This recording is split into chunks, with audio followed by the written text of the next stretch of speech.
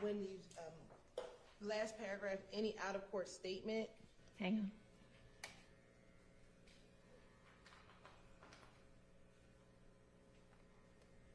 Yes. as we were reading it, the thought came that maybe we should add any out-of-court statement made to law enforcement or made to the police, made by one of the defendants on trial in this case after the alleged criminal act.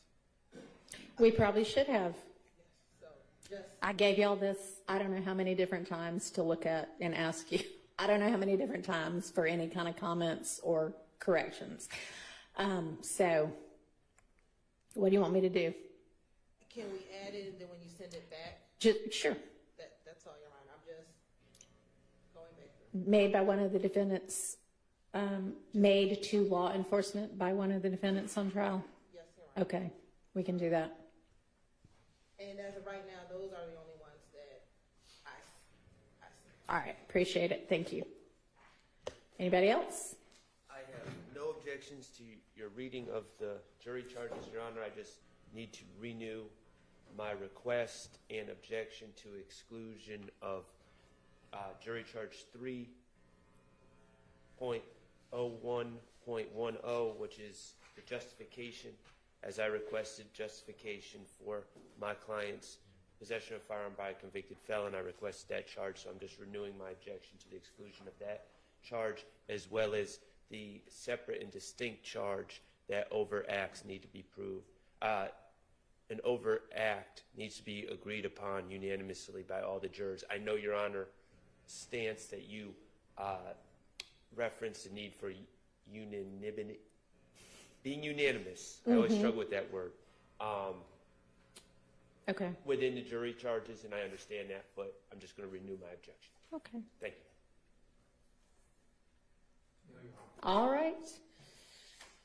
Then we will, y'all have agreed as to what evidence goes out?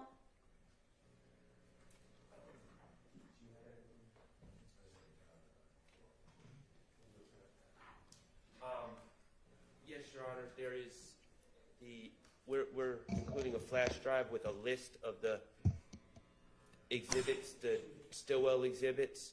Okay. And I thought it would be appropriate, and if it's not appropriate, please object. It's just a list of the exhibit numbers, because the flash drive is little, so we can't list them all. So we're printing on a piece of paper, Okay. and we're just going to attach the flash drive to the piece of paper. Okay. And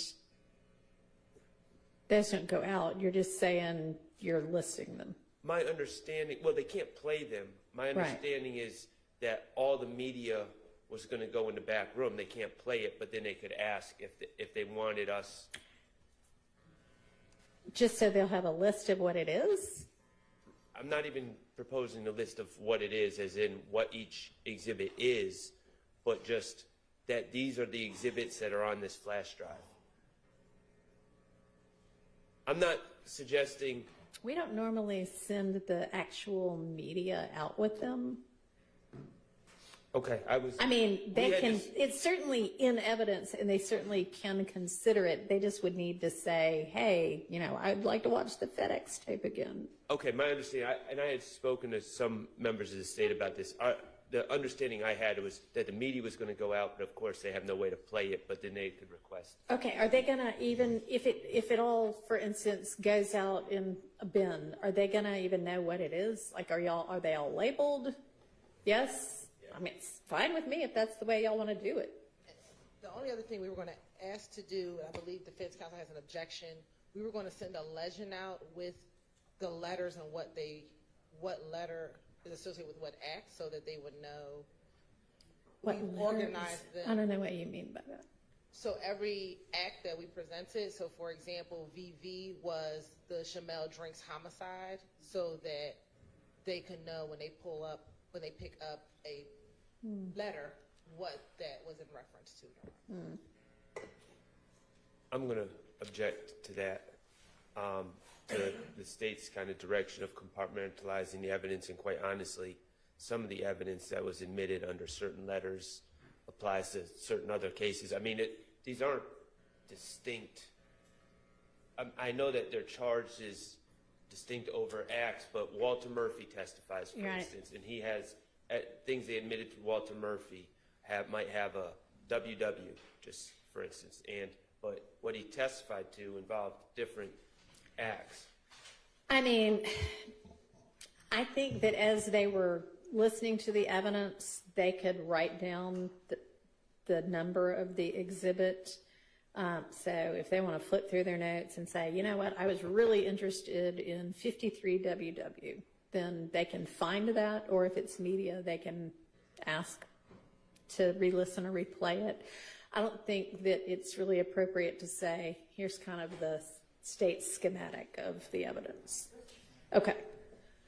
So have y'all otherwise agreed on what evidence goes out with them and what evidence doesn't? So I've been presented some case law this morning, and we've discussed it. I don't have any problem with the GBI reports going back. I know that was one bone of contention. I don't have any problem with the ME reports going back. We've been going back and forth about two issues: the CAD reports and the demonstratives. I'm objecting to both the CAD reports and the demonstratives going back. Okay. You wanna? I join in. Okay. Mr. Sharp, All right. Does the state feel that the CAD reports or the demonstratives should go out? Yes, Your Honor. We have case law regarding demonstrative evidence Okay. that demonstrative evidence does go back to the jury, and it's not a violation of the continuing witness rule. Would you like to share that with the court? Yes, Your Honor. Okay. This state will cite Ruffin v. State, which is 333 Georgia Appeal 793, which is a 2015 case. Mm-hmm. Okay. And then how about the CAD reports? Is the objection, what's the objection to the CAD reports? Okay. And does the state have a position on that? They would like to tender Stacy Exhibit 31, 30, and then the CAD reports are a violation of the continuing witness rule, and we are looking. I thought we had the case on point, but we are looking for that case as well.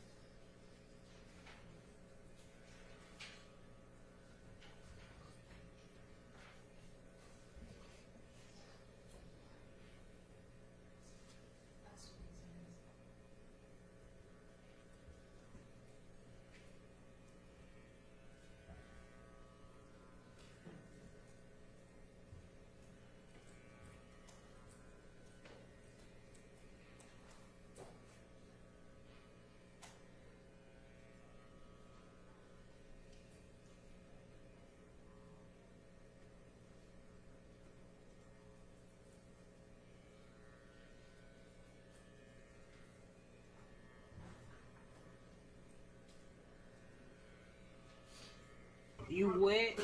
Move for time. What? A move for time.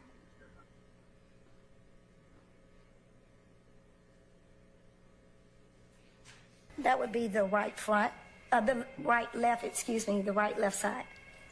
Front. Okay, all right.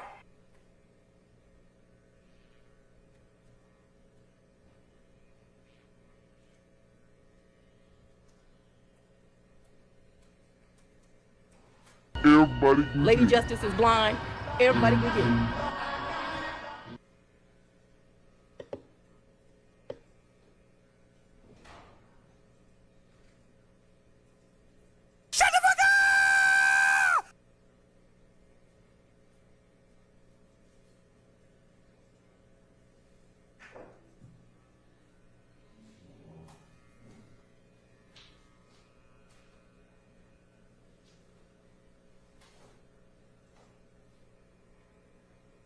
The gatekeeper.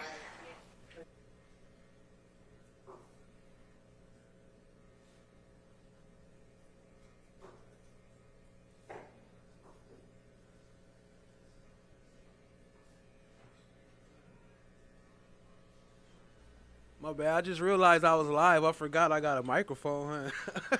I'm over here talking in the chat. What's good, family? I figured I might as well tap in a little bit. I should have started earlier. My bad. I was up watching, but I was recording. March 2021 case. I'm going to spell it I said, fuck it. Stop the recording. I'll start streaming. It stands for basically what the continuing witness rule applies to, and a CAP report would not be something that is listed as something that wouldn't go back because it would be a continuing witness because it's an original evidentiary document and it's non-testimonial in its nature.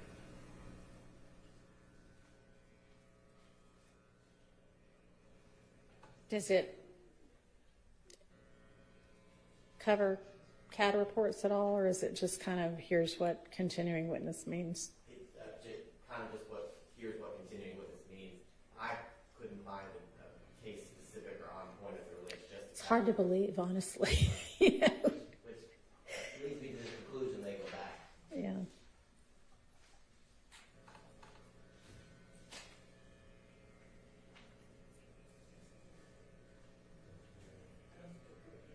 So does the defense have any case law on CAD reports? So I'm looking at a case, Muse, from the Supreme Court from last year, 316 Georgia, 639, and it also doesn't cover CAD reports specifically, but it's talking about surveillance videos, and it says, here the surveillance videos were not the reduction to writing of an oral statement, nor a written statement provided in lieu of testimony. And a CAD report, I mean, it contains the reduction to writing of an oral statement, doesn't it? What up, Wilma? I see you. So it may be that it can go out redacted? Cha Diggy in the house. FFS in the house. What up, family? I see y'all.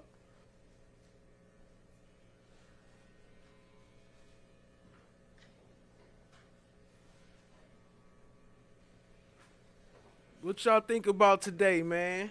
What y'all think? What up, Texas T? I see you, family. What y'all think about that jury instruction? Was it fair? Y'all think it was fair? Let me see.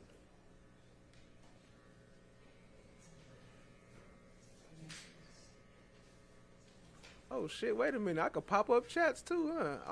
I'm out the chat room now. I didn't free myself from the chat room. I should have been did this. I forgot I could do this. What does CAD stand for? Computer aided Dispatch.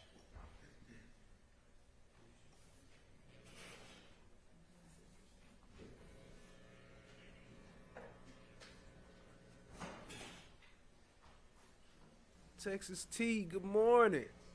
We got some honey baked ham gift cards on deck. $5 a piece. They $8.50. They worth $8.50, but we selling them for $5.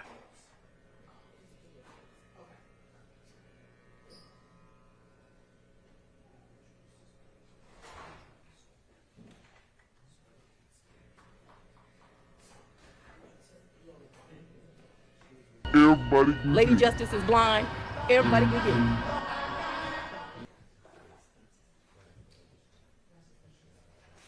Y'all didn't hear me? I said we got them gift cards on deck. If y'all didn't hear me, I said they going for $8.50, but we selling them for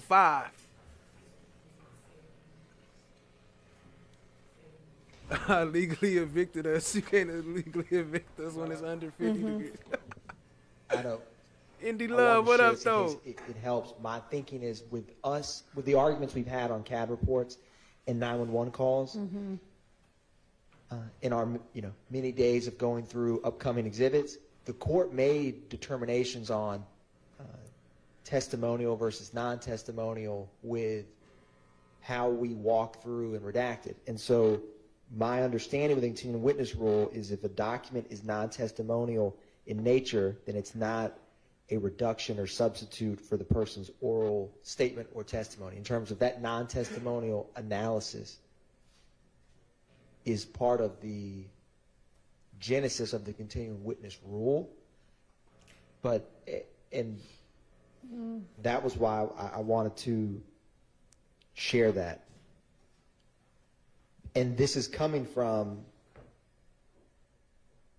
I believe it's the same case that Mr. Abadi cited, the PATTA. Yeah. But that, I just wanted to share that because it just hit me that that pre-analysis, of course, with the CAD and 911 specifically, we have argued and the court has ruled on that part. That was all I wanted to share, Your Honor.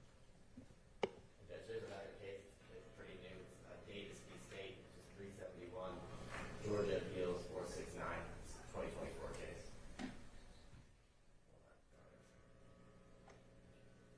Yo, what is this with the furniture? What am I missing? How y'all leave y'all furniture? In the I understand shoes and clothes at a party, but Catalazzi or whatever it is case, the continuing witness rule is inapplicable where the documented issue is original documentary evidence or where it's non-testimonial because it's not a reduction of or substitute for oral statements or testimony. It's certainly not a substitute for oral statements or testimony.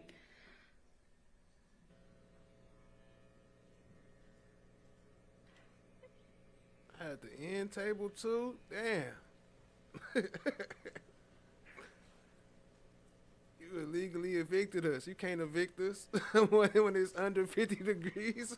And it is original documentary evidence.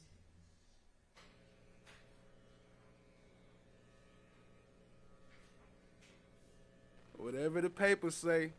Shout out to Indy Love. What up, family? I see you. And I think we already redacted out of every CAD report, at least since I've been involved, any hearsay, right?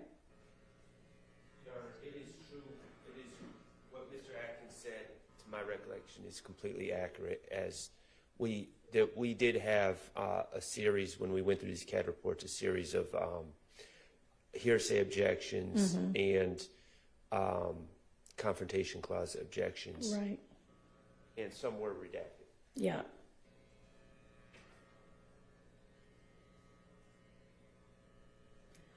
All right, so then I think it would be my conclusion that it is all right for them to go out as long as they're all redacted to cover the evidentiary rulings that I made previously, or that the predecessor court made previously.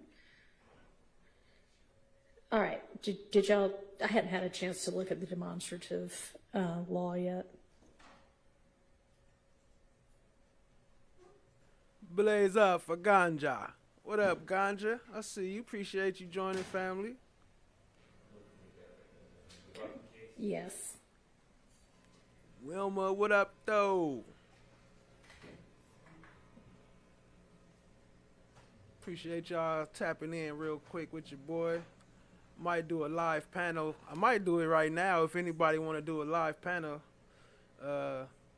Might do it tonight at 7 because I do got some stuff I need to do today. I gotta change my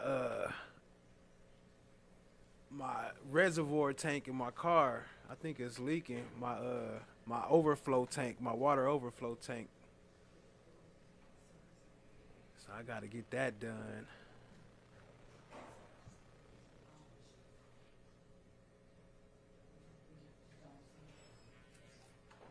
Kristen Vasquez in the house. What up, family? What up, Ganja? Is this a private party? Nah, it ain't private. It's VIP. It's VIP. You gotta be VIP to be up in here. But it ain't private though.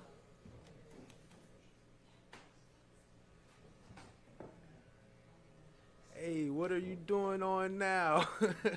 What up, Chloe Albert's Revenge?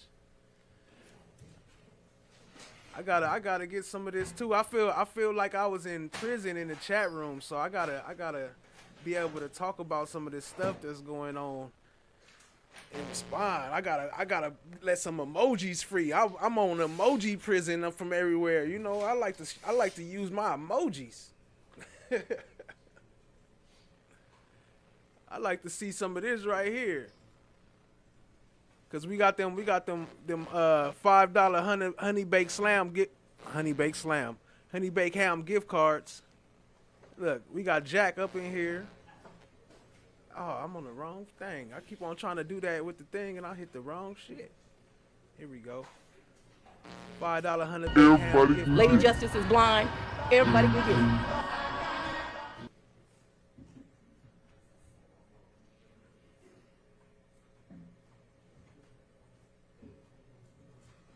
$5.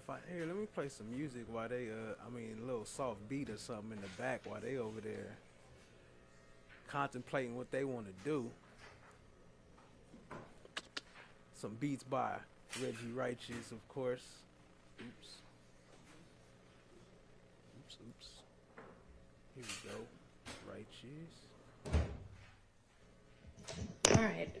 My reading of Ruffins is that demonstratives can go out with the jury.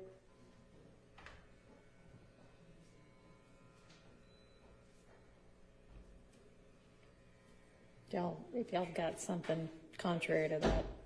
Can we just be clear what demonstratives we're talking about? 'Cause Which one of y'all want to come up on the panel?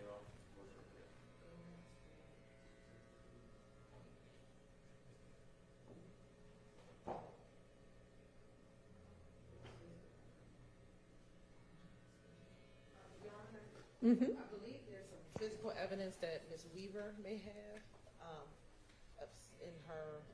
She's got guns and drugs. So the drugs kind of. Neither pictures of them. Those can go out.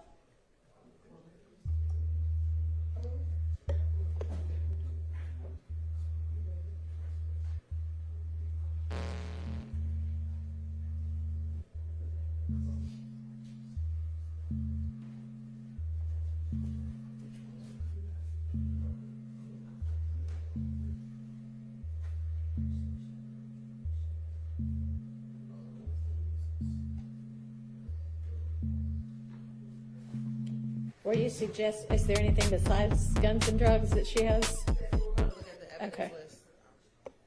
Y'all aren't suggesting that either of those go out with the jury, are you? No, we're talking. We have the jewelry upstairs. Okay. Some of that may Not sure we want that to go out with the jury either, considering the allegations in this case by one of the attorneys. Unless we've got an armed guard in there. We're going to go over the exhibit list, Your Honor, see what else Ms. Weaver may have. Y'all got pictures of the jewelry and pictures of the guns and the drugs, right? Yes. Okay. And those are those in evidence? Some of the picture of the jewelry. Okay.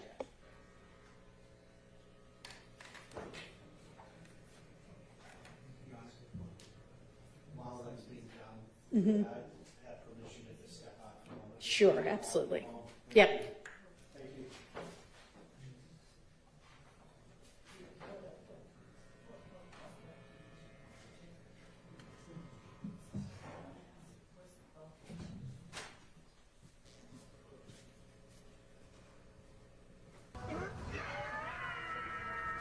There seems to be pretty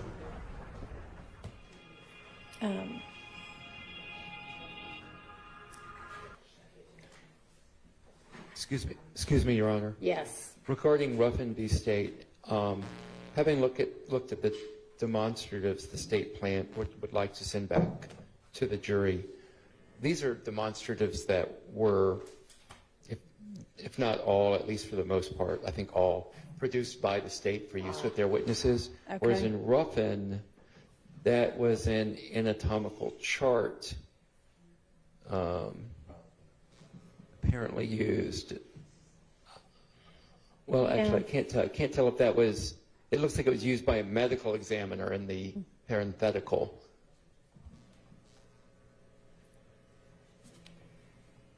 So I'm looking at, it's a fairly old case. What's that? From the late 90s, but it says items of demonstrative evidence. It's Gabbard versus State. Hang on. Let me find that part. Oh, Gabbard v. State, Yeah. Your Honor? 233 Georgia App 122. Yes. Let me pull that up. Peace, family. What's good?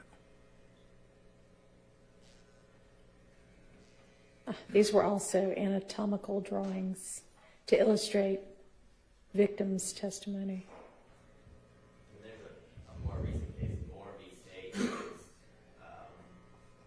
Georgia Supreme Court case 311, Georgia 506. It addresses demonstratives as well as cell phone presentation and things of that nature going back.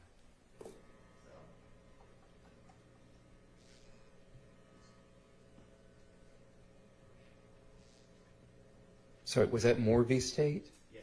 Thank you. 311, Georgia 506. Thank you, Mr. Abate.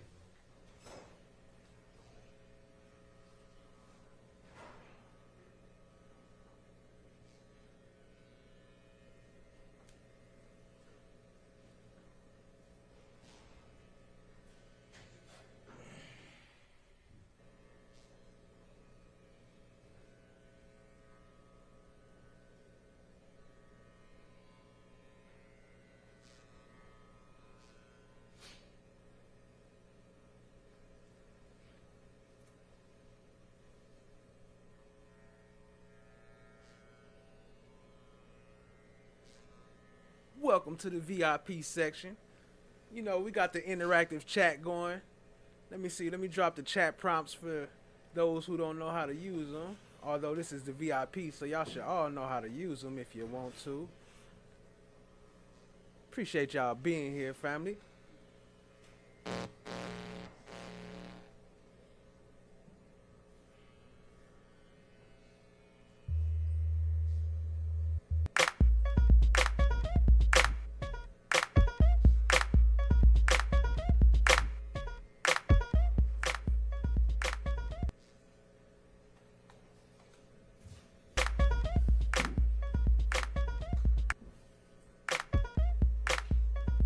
This case, Your Honor, I think it seems to imply that the lead detective is the one that prepared the PowerPoint summary that went out to the jury, not a demonstrative prepared by the state. Unless I'm reading it quickly, but it appears to be a distinction there. Okay, so I'm looking at a case, McKenzie versus State, 300 Georgia App 469. It says the continuing witness rule does not apply to demonstrative evidence designed to illustrate testimony given by witnesses. Here, the documents complained of were designed by an investigator of, it was the DeKalb County DA's office, based on other admitted exhibits, including cell phone records, dates and times that checks were cashed. The documents were admitted at trial and served only to summarize the other admissible evidence. There was no violation of the continuing witness rule. I think that was more like a summary document, but I guess that was demonstrative and summary. And it was prepared not by the witness, but by one of the parties, and it was not subject continuing witness. Seems okay to me. I'm going to have more of a challenge distinguishing that one, Your Honor. As long as it's not a Diddy after party. After So party. I think, unless y'all come up with something else, that I'm going to overrule the objection to both the CATA reports as described, redacted, We do got the and baby oil demonstratives on deck. going out. Other, So there are some pieces of physical evidence, Your Honor, hats, okay, other clothing items that Yeah. we're having someone go to retrieve to bring them down. okay, And I think by the time we retrieve that, gather everything, we'll be ready to all right. collect everything and have it sent back. One other matter. Actually, I'll take that back. We don't got the baby oil on deck. That were admitted by Mr. Steele. Okay. These were admitted at some point during the trial. So I'm, In January. yeah, I don't- those are just blow-ups of Yeah. the language of certain Yes, Your Honor. overt acts. It was admitted when Trontavia Stevens was on the stand. I don't particularly have a strong feeling one way or another about them going back. I'm not sure it's appropriate. I'm thinking those aren't needed because they're going to have the indictment itself. All All right, Chloe, I'm gonna bring in Stacy Sibbett. The stream might skip a little bit until it catch up, but you know it skipped when it's loading the file in. So I'll bring her in for you though. Out, and that's really just a magnification of certain of those items on the indictment. So we won't send those Or out. actually, I know what I could do. And if y'all want to look through whatever other demonstratives there are, it might be a good idea. I feel like I asked y'all to do this several times, several weeks ago. They just went through it, I believe, Mr. Atkins is telling me. During this time, say what I did 10 Thursday, All right. 30 and into. Okay. During this time, say what I did. Well, good. Thank you. So, I keep this. Can you do that?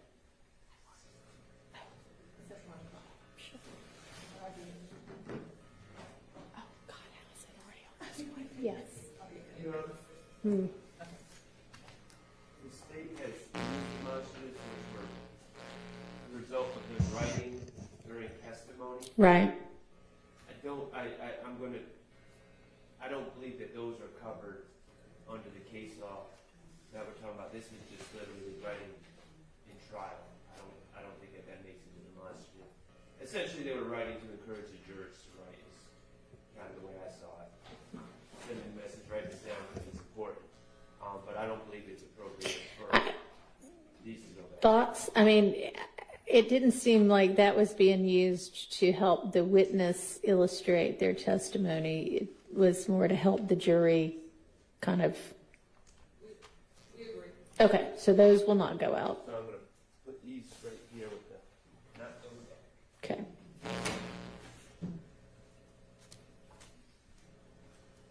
All right, y'all can continue to do this. Let's take a quick recess though. And y'all do that during the recess and then maybe we'll come back and once it's settled, okay? Emoji rehab. Is there a ballpark for this recess? I honestly think it'd be our recess / lunch if you want it to be. So if you want to come back at 1:30? Yes. All right, see y'all at 1:30. Thank you.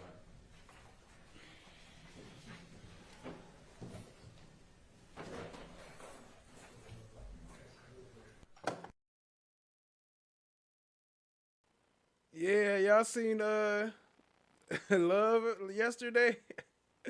Hold on, let me grab a clip of that real quick. I'll keep this playing in the background so when they come back, we'll hear it. What up, family? Appreciate y'all being here. Hit the like, hit the subscribe, tap in, share with a friend. We here for a VIP session. You know what I'm saying? The unexpected. You know what I'm saying?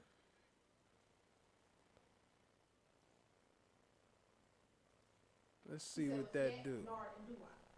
This is two Ugh, different this areas. volume hella low. Copeland is telling them what Demekion told him, and Zachary is telling the police what they was Stillwell and Yet told him. Let's see. But how are we let's have the see. same people? Yet, Nar, Doo-Wop, Stillwell. That does not change.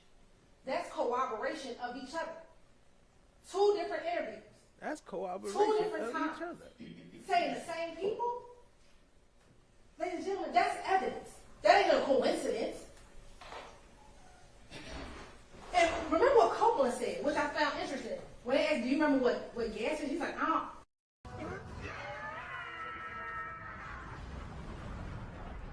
Yo, why she was talking in all caps though? Like why she was yelling at the jury like that? Like I was imagining myself as a jury, and every time she say something, I was just like jumping back. I could just feel the spit flying in my face. Snuffleupagus. I don't know what gas station. How would he know What up, no one? I see you. Appreciate you joining, family. that Yak was at the gas station and that they circled the block and pulled up and saw Donovan outside? If they didn't tell him that. He didn't even know what gas station they were at. But what did Mike Sprinkle do? He said, well, let me go pull the gas station footage and see if I can corroborate what he's seen. And that's exactly what he did. He pulled up the January 10th Texaco gas station and see when the car pulls into the gas station. the Bonneville. And in that same interview, they asked him, well, what kind of car was you in initially? He tells them it was a Bonneville. How would he know? He doesn't know that we're going to find a surveillance video. But they want you to believe Kim just lying? For what? Yeah, I found some extra You had points. that going inside the gas station. That's him in the gas station. They sit at Texaco from 6:44 to 7:15. They wait for the girlfriend to come, and when the girlfriend comes, that's about the same time that the Infinity pulls up. What you waiting for 30 minutes at the gas station for? She said like he was just sitting there just waiting. I guess I should have played this tonight. I should go to the Shard Hunt because I'm supposed to talk about this tonight. I ain't supposed to be talking about this right now. Maybe I should play Shard. I was going to just cover Hilton's tonight. But she talking about that like he was just sitting there. Like he was doing shit. He was, whatever he was doing, whether selling drugs, talking to people, moving around. He was doing a couple different things. He wasn't just sitting there waiting at the gas station for 30 minutes. With your lying ass. Who waits at the gas station that long? You had to meet Bushi at that gas station? What did Reginald Hendricks tell you? YSL folks don't hang around out there. They get their gas, they get on. If they even get gas over there. Because that's not their territory. Their territory is Cleveland Avenue. So why are you sitting there for, I don't do math, well, what was it, almost 40 minutes? It's a lost and found in the corner over there. For what? Then that's when the Infinity pulls up. And on the video, Yak walks over to the car. Now, I know Mr. Shar said, well, my client ain't on the video. Well, we just can't see him on the video. I submit he in the car.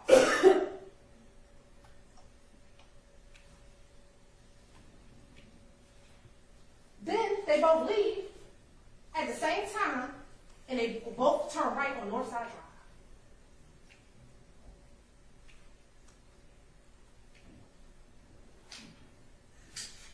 Now this is the video, we'll speed it up. As a matter of fact, from the still shots, you can see kind of the movement. And I wish I can't pause it because it's running. You see where they came on? From a still shot, you can see kind of the movement. Kind of the movement. She merged all her sentences into one word. Kind of the movement. They came down and down. Well, what's right about here? It's the barber shop. I know Mr. Wines tried to say it's a block away. It ain't a block away. Literally, when you go out here, you look up the street, you see the barber shop. It's not a block away. It's yards away. So they had a vantage point to see them when he's driving down McDaniel. Look at Bobblehead shaking her head. It's not a block away. It's yards away. So they had a vantage point to see them when he's driving down McDaniel Street. He's the one that alerts them. Kendrick. If Kendrick didn't tell them that he saw Donovan, maybe we wouldn't be here today on a murder charge. He did that. He's the one who alerted them. That's why he's just as guilty as the ones who shot. Why is she yelling at them like that? He did that. He did the one who shot. He did that. Do you have any proof that he did that?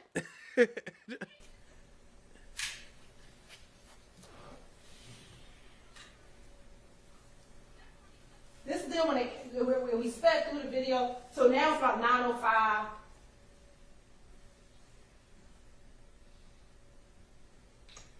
That's Doo-Wop getting out I submit to you, that's Doo-Wop getting out the car, smoking a cigarette. I submit probably trying to look, see if he's still out, if Donovan's still outside, so they can see how much time they had before Donovan go inside and go get his hair cut. Tender, Stacey did with 30 and into, during this time, say what like the tender, Stacey did with 30.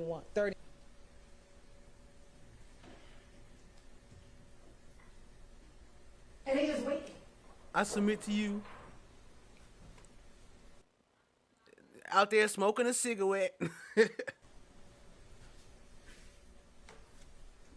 That's when Really Bushi pulls up in that car. Remind me of that little kid. Cause we do hood things like smoking with cigarettes.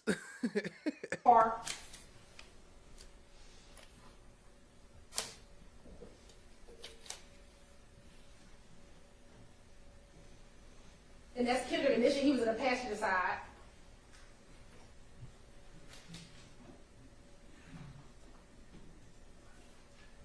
And then that's the driver that's I submit to you all. That's Bradford. He gets out the car. Then you see Mr. Kendrick kind of waves to the infinity. Then he walks over to the infinity.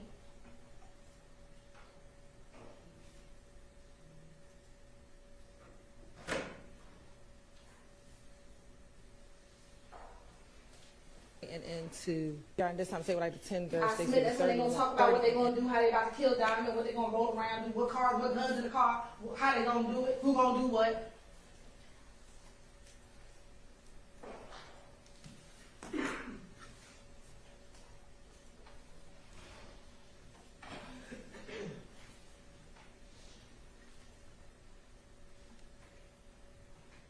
Bring back Viverito with them tatas out, huh? I don't think I even got her on here. I think I replaced her picture. Let me check.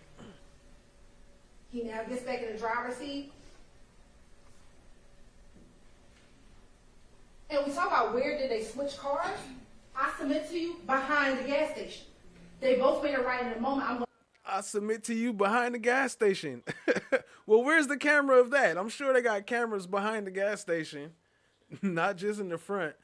No, she not on here no more. Burrito got replaced with the last Yak Gotti picture with his wicks in. What up, Aubrey? Yeah, I see you. Appreciate you, family. Miss D in the building. What up, though? Appreciate y'all, family. I want to show you what's right behind the gas station where they could have easily switched cars.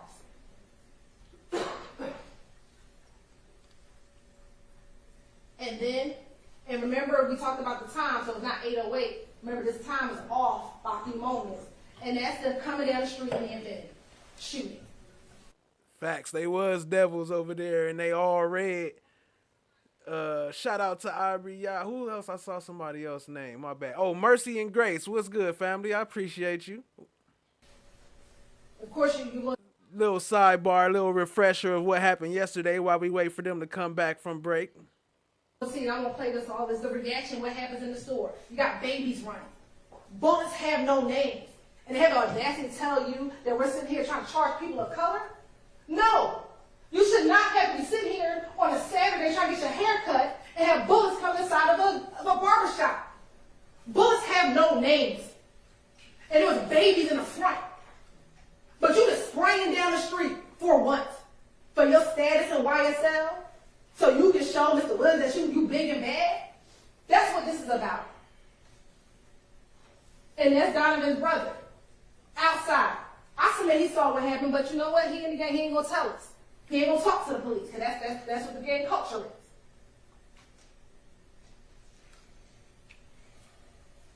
So this is the Texaco. That's Northside Drive. And here are two streets. This one is a one-way street, but they don't follow the law, so I submit that they went up the one-way street. And it's another street. They could have went up either. I submit to you they went up the one-way street because, again, they don't follow the law. So when they turn the right, they switch cars behind here. They switch behind here. Now it's not behind the gas station. Now it's down behind the one-way street. Yo, did she just come up with this just now? It takes no time to drive up the wrong. It take no time. Now she making assumptions. Oh, they crazy. Shout out to no one. I see you, family. Way street, drive back down, and come back down into their shit. That's where they switch the cars at. They both. I guess we had Aaron to show you that. And this is where he talks about it. I'm not gonna play it for you, but that's what he said. And let me tell you something. This is how you know they switch cars. We told you he came in the Infinity with Javorth Bradford, right? This is Javorth Bradford phone records. After after the murder, this is him between 6:36 and 7:19. You see the crime scene, he's stationary around the crime scene, right? There's a gap in time between 7:19 and 7:24. At 7:24, between 8:08, this is where Bradford's home is, right? From 7:31 all the way to 8:08. What's over here? Oak Drive. OG Bentley House. Where they said they got rid of the guns. Let me tell you what he's doing. He waiting for them to come back.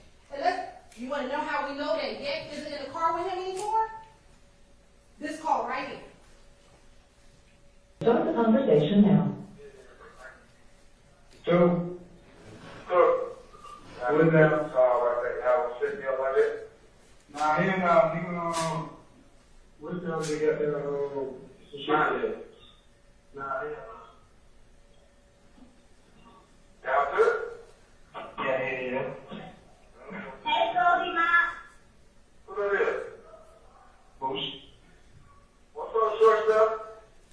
What are you doing? What's going on?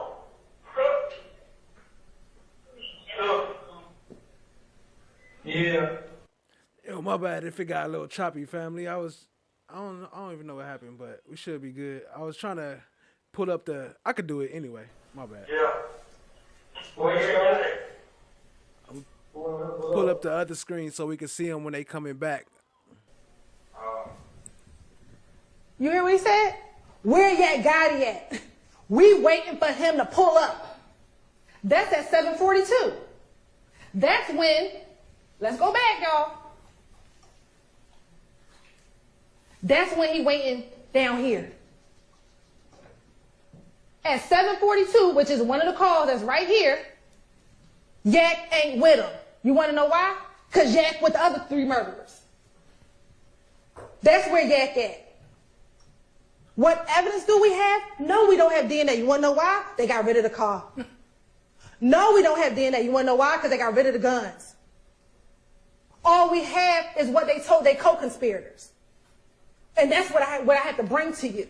What I have are the phone records. What I have are the surveillance videos to corroborate what the co-conspirators said.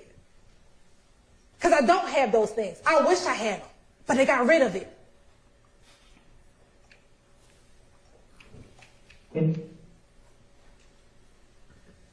That's Yak the night of. What'd he say? Maniac's back. Hold on. She said they got rid of the car? What they do with the car? Hold on. I thought they had the car. Didn't they get the stuff, the roofing out the car when they get rid of the car? That's what he said, right? Y'all know me and my Santana voice. You right. I ain't even sure. The maniac's back. I'm looking at the road. He just drove the car that took somebody's life. For no reason. For no reason. That's just to show you, that's Javorce Bradford in that Pontiac. That's on that surveillance video. This is when they talk about the guns used to commit the murder. Go back to nothing. Make sure that everything right. Ignition pretty much told you him, Shannon, Nard, Bentley. Now, they Ignition and being and a girl but the one went to Bentley house. And when they got to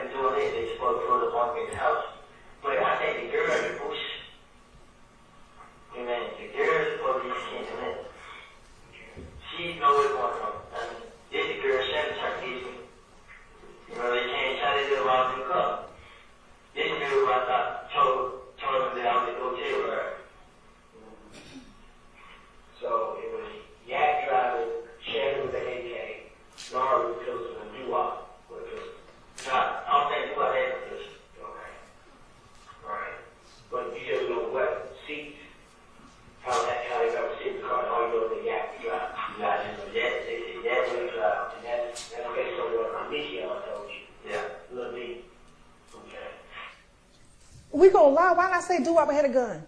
Let's lie. Like, we gonna lie big. Everybody had a gun. But he didn't do that. He said, nah, I don't think Doo-Wop had a gun. Now she gonna tell a liar how to lie correctly. She gonna say he didn't lie right. If you gonna lie, this is how you supposed to lie. You're supposed to lie big like us, like we did this whole trial.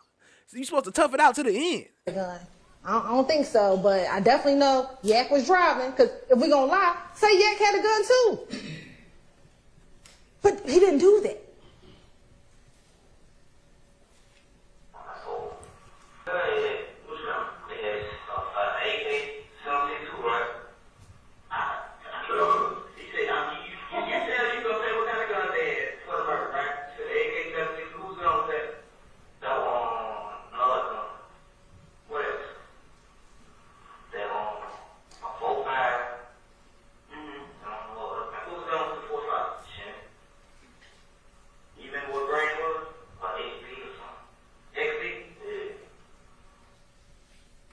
What are the shell casings? How he know it was a 7.62? That's what Donovan was killed with. Those the bullets that came out of Mr. Thomas. The shell casings that was found, there was multiple types of shell casings. 45s, 9s, and 7.62s.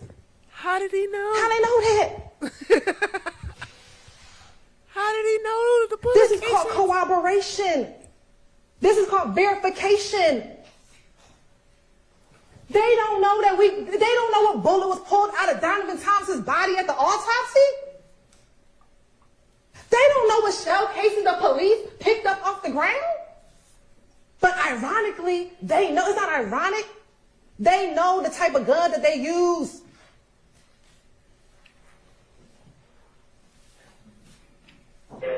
Y'all pull up on Cleveland, and the deal right now, they got somebody, they talk about it. So they got guns, they had 2 guns, a chopper and a handgun. They got guns to put in the cup, and they just make a roll out to the cup. So when did Bailey pull up, you didn't take his name? Yeah, he was driving a white truck. He the one took them to Chicago. I live there. You know, they call Bailey after shooting. Yeah, they look where they were on Cleveland. The bench side was on Cleveland. Right. You know, so I guess there was 12 was straight bench side. And when 12 was at bench side, they pulled up on 12, and we got bench side, they white car down.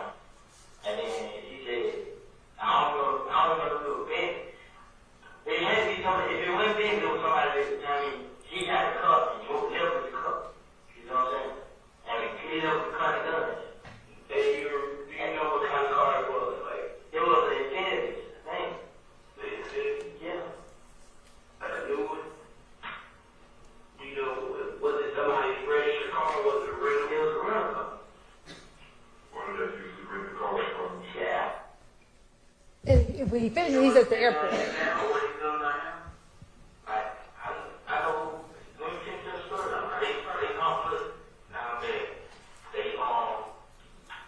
took guns in the car, OG Rep, you know, Benson, capture. They gave him guns in the car. What did he do with it? He hid the gun and they took him in the car back. Do you know where he hid the gun at? I don't know where he hid the gun. I know they took the spot on police. You know where it was? It's spot. Yeah, I don't know that address is on Oak though. Oak Drive? Yeah. Y'all saw the address I showed y'all, right? Now all of a sudden she could play clear audio. The setup looked clean. It all looked together. Like, what the hell happened before all the rest of the case? It's on Oak Drive. Murphy told you talk about witnesses by name. They said it by witness number 1 and witness number 2. This is what he says. Fuck D. Fuck them niggas, bruh. From the Donovan Thomas case, no DNA or fingerprints. We have an Infiniti car, which we will talk about in a minute as well. But essentially this case, this Donovan Thomas case, comes down to 2 witnesses. And in my opening, I warned you all about people wearing the Fulton County blues. That was the theme of my opening. Because as it's played out, it turns out Rice Street is a disgusting, horrible place. Being locked up anywhere is awful. She said, fuck D. What up, Puerto Rican Gloria? I see you, family. And there are people who will lie on other people to stay out of Rice Street. You don't believe me? Spencer Wright, Nicholas Robinson. He's the proof of concept right there. Getting locked up, wants to talk to the detective, and then completely makes things up. And the next day, warrants are being signed. This is not some theory that I have that people lie to get them. Chadiggy said she gonna join the panel tonight.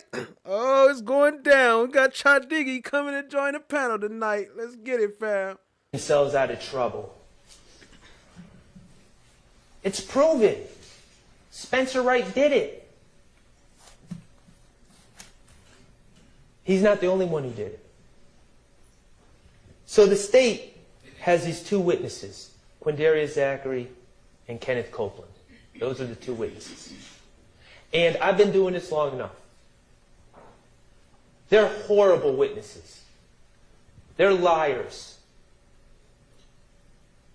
They have every reason to lie. They have every motivation to lie. They are inconsistent. They tell different stories every time they talk about the things they talk about. The state knows they're horrible witnesses. But here's what happens.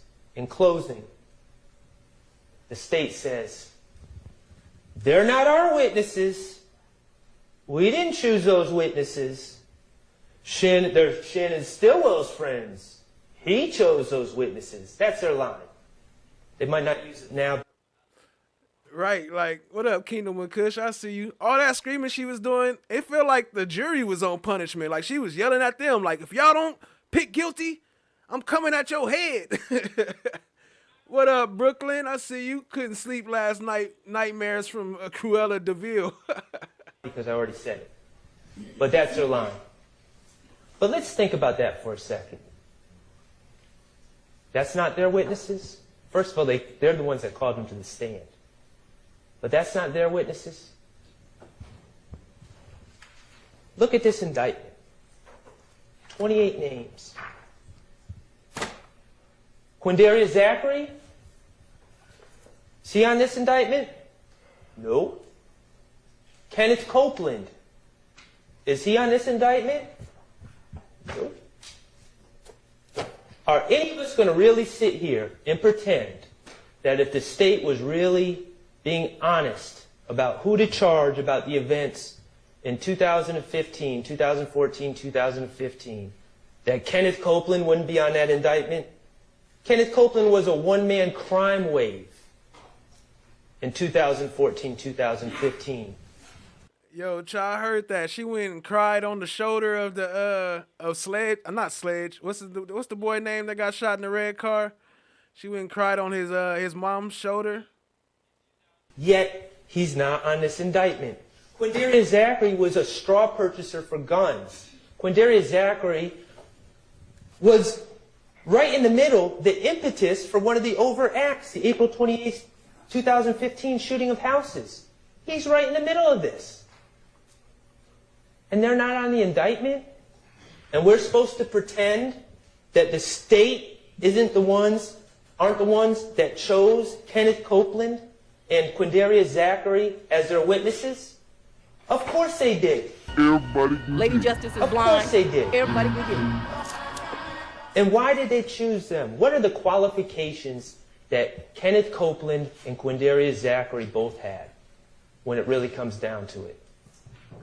They're two people that are willing to lie on others to get themselves out of trouble.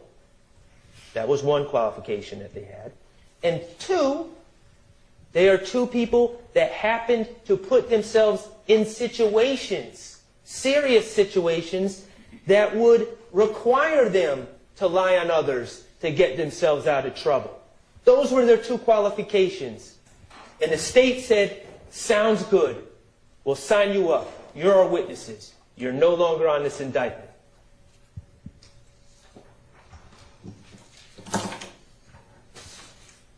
Let's talk about Kenneth Copeland's credibility. So use the same tests you do for those quote-unquote expert. Is it just me, or Kenneth Copeland should have been the kingpin of this charge? It seemed like this whole case was about Kenneth Copeland and his homies. Witnesses. What's his bias, his motive? How's he come across on the stand? What are his motivations? Well, we know he really hates jail. That was clear. Dang, that just made me think. That's why they locked up Antonio Sledge for real, because he started talking about Mondo. He brought up Mondo. That's a bad word in the court. I submit to you that it seems that not only does he hate jail, but he almost has a mental disorder about, he literally said, I'd rather die than go to Rice Street. That's extreme. He's told us, I would do anything to stay out of jail. I would lie on anyone to get myself out of trouble.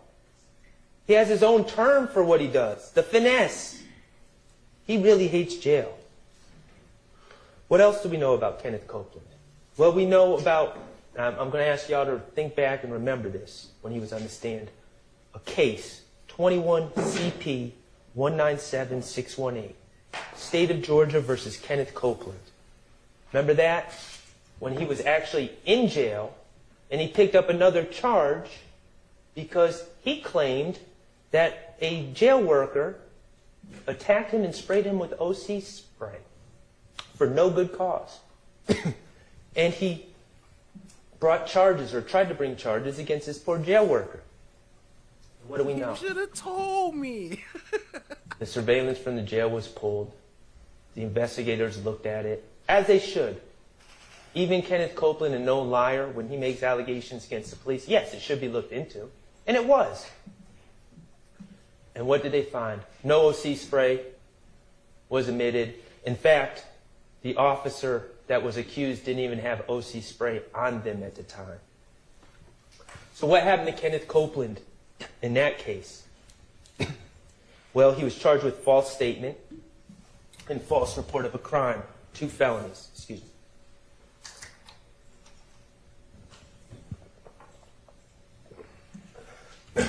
So as a result of his lie, he gets charged with these 2 felonies. False statement and false report of a crime. And it's pending, and it's pending, and it's pending. Then all of a sudden, as this case is ramping up, and Mr. Copeland's going to have to take the stand and be asked about his pending charges and his prior lies, all of a sudden, on January 18th, 2024, Fonnie Willis and her employee, Kenneth Hutcherson, quietly dismissed the case against Kenneth Copeland. Lady Justice is The blind. case of Everybody false statement, a case of false report of a crime. Why did they do it, according to that sheet? Was it, oh, we actually looked at the video again and it actually supported Kenneth Copeland? No. Was it the victim didn't want to... What is that cough? Is Glanville here? Is Glanville somewhere up in here? What the hell was that? prosecute? No. Prosecutorial discretion. They decided it was in their best interest to dismiss that case against Kenneth Copeland before he testified. Remember I told Kenneth Copeland about it? Thought he was going to get up and hug me. He said, my case is dismissed? Yep, sure was. State took care of you. You're not on this indictment either. Kenneth Copeland. That's a fact, Texas T. You see the difference of the way they talking compared to her? They did this. She pointing at Love and them, talking about we gonna shoot them, we gonna point the gun out the window. Like, oh shit, hold on, y'all talking to me? She threatening her with the spit. Stacey Smibbit. He's a liar. He's a proven liar. And let's talk about his prior statements he made, because we know on June 10, 2015 is when he said Demekion Garlington gave him certain information and that Shannon Stillwell was one of the people responsible for killing Donovan Thomas. Yeah, Drinks, my bad. That's the name I was thinking of. Demekion told him at the McDonald's. That's what Kenneth Copeland said on June 10, 2015. Well, we learned that Kenneth Copeland actually met with the police in 2015 4 times prior to that June 10, 2015 interview. We learned that... Yeah, No One Love was crying yesterday in the courtroom, not on camera. After the session was over, she went and cried on Drink's mom, cried and hugged Drink's mom, the one who got shot. Chloe Albert's Revenge said she was crying from a sore throat, not emotion. I would love to hear her talk today. I bet her throat sore as a motherfucker. She was yelling for 2 hours straight. He met with investigator Thorpe on January 11th. Now, mind you, all these meetings, presumably, if it were true, Kenneth Copeland would have that knowledge of what Demekion Garlington said to him for all these meetings. January 11, 2015, he goes in to talk to Thorpe. Doesn't say anything about Demekion Garlington telling him that Shannon Stillwell is involved in Donovan Thomas's murder. Places himself at the Green Store. Hey, y'all, I found Woody, too. I found 3 different Woodies. We got to pick which one it is. I'm not sure, but I found 3 different Woodies. W-O-O-T-I-E, Woodies. Which is less than a minute away from the scene of the Donovan Thomas murder. And he's asked about, specifically by Detective Thorpe, if he's ever rented or driven an Infiniti. And what does Kenneth Copeland say? No, never. Denies it completely. That's on January 11th. That's the night going into the morning after of the Donovan Thomas homicide. And of course, we know that's a lie because Kenneth Copeland was in the Infiniti on the night of January 9th with Quindarius Zachary. So he lies right off the bat to Detective Thorpe. January 28th, he meets with Thorpe, Dennis, and Gaither. Again, never mentions this supposed statement by... I got to you and all of that, but I want to introduce Woody Woo. Hey guys, I'm right here on the set of the Boy Dagger Chronicles, and I'm about to get into it with Tony, so I don't know what she's going to ask me, but y'all, let's see where we go. Well, let's get something to drinking in so we can have a little toast. And look, Hennessy, you see how big this bottle is? Yeah, I don't know where it's going to end, but, you know, Hennessy, we need a couple of sponsorships going on. This is the biggest bottle of Hennessy. Is that Woody? Woody Woo. There go Woody. And y'all know this interview. Woody Woo. Is that Woody? Woody done made her way into the YSL case. Welcome, family. Hell no. Let me see. This the other Woody right here. That what you here for? That what you here for?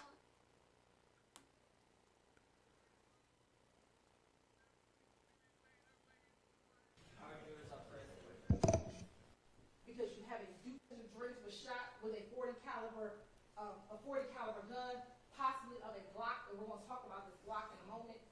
So you can infer, although we do not have the gun, that Mr. Stillwell possessed the gun that shot and killed Mr. Drinks because he's dead and because we have the bullet. You can infer that. That's that circumstantial evidence. Your direct evidence is someone is deceased. You have bullets. We know those bullets come from a Glock firearm. So the only way you can infer that the shooter, you have Stacey, so the fact they arrested. 254. Intent does not mean the intention to violate the law or to violate a criminal statute, but it means simply the intention to commit the act that is prohibited by the statute. So what is it? What are the Okay, so there's some evidence. Okay. All right. Just a second. Sorry. Same thing is essentially included as an overt act as well, and those start around overt act 183.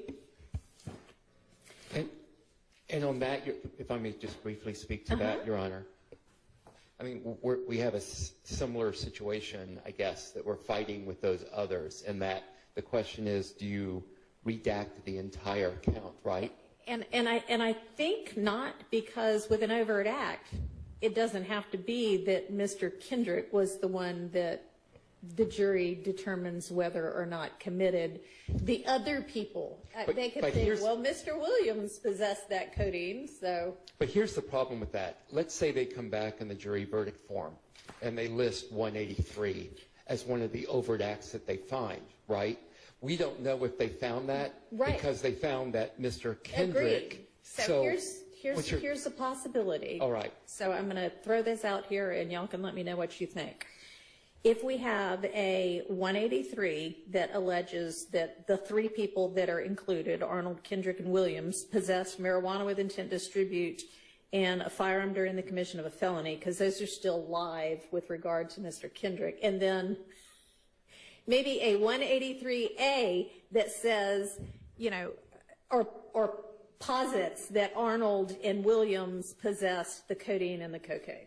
And then we know, okay, it's 183. They think they all, or somebody at least, possessed those two things. Or we think maybe Mr. Williams or maybe Mr. Arnold possessed the codeine or the cocaine. But we know it can't have been Mr. Kendrick, because I've already determined that. So just want to make sure I understand the court's suggestion. There'd be essentially I'm going to do a slightly different numbering system. There'd be a 183A, which has all three individuals listed, but you would remove the codeine and the cocaine. And then there would be a 183B, which would just be Arnold and Williams with the codeine and the cocaine. What up, Rochelle Ingram? I see you. Appreciate you, family. We just covering some of what happened earlier right now, because I started late myself, so just covering this and waiting for them. I got the live up there, so we'll see them when they come back, and we'll hear them. It's still on, but I'm just catching up in the meantime. Appreciate y'all being here, family. Hit the like, hit the subscribe, tap in, share with a friend. Yes, that's what I'm proposing. My only question with that is, are we facing the same situation, or a question of, can we then go and modify? I guess we can modify these overt acts. I don't know if we can modify. Like that's an easier question, because it's based on me having directed a verdict that Mr. Kendrick can't have done those two things, so it inures to his benefit. I'm willing to go with your suggestion, as long as it's not taken by the court or anyone else, that I'm conceding that the ability to modify this overt act for A and B due to a directed verdict is a concession that you can modify those other overt acts that we referred to earlier. Understood. And if we find out that you in no way can modify, then I guess our solution would be to just strike those two things entirely. But I don't think that. Strike that shit out of there. Why y'all keep trying to bring in bullshit y'all know y'all ain't supposed to bring in? That is actually fair to the state, when it could be that, you know, they asserted that all three of them did that, and it could be that the jury thinks one of them did that. And why worry about being fair to the state when the state don't be fair to nobody? Nobody. Not the witnesses, not the victims, not the suspects, none of that. While I probably should, I'm not disagreeing with the court on what you're saying with respect to that. The real key is going to be if we can find any law and what that law says. Sure. That'll be determinative Right. of some of those issues. You say I probably should, but you shouldn't if you, I appreciate that you take your duty of candor seriously. I really do. Thank you. Yes, sir. Your Honor, with regard to Act 183, if the jury unanimously finds that this overt act was in furtherance of the conspiracy, I believe with the instructions the court will be giving, when you have multiple parties, and could mean, and can be or in pleadings. And so if the jury finds that this, which includes Mr. Arnold, Mr. Williams, and Mr. Kendrick, if they find it's an act in furtherance of the conspiracy, it would be. He always throwing up them hand signs.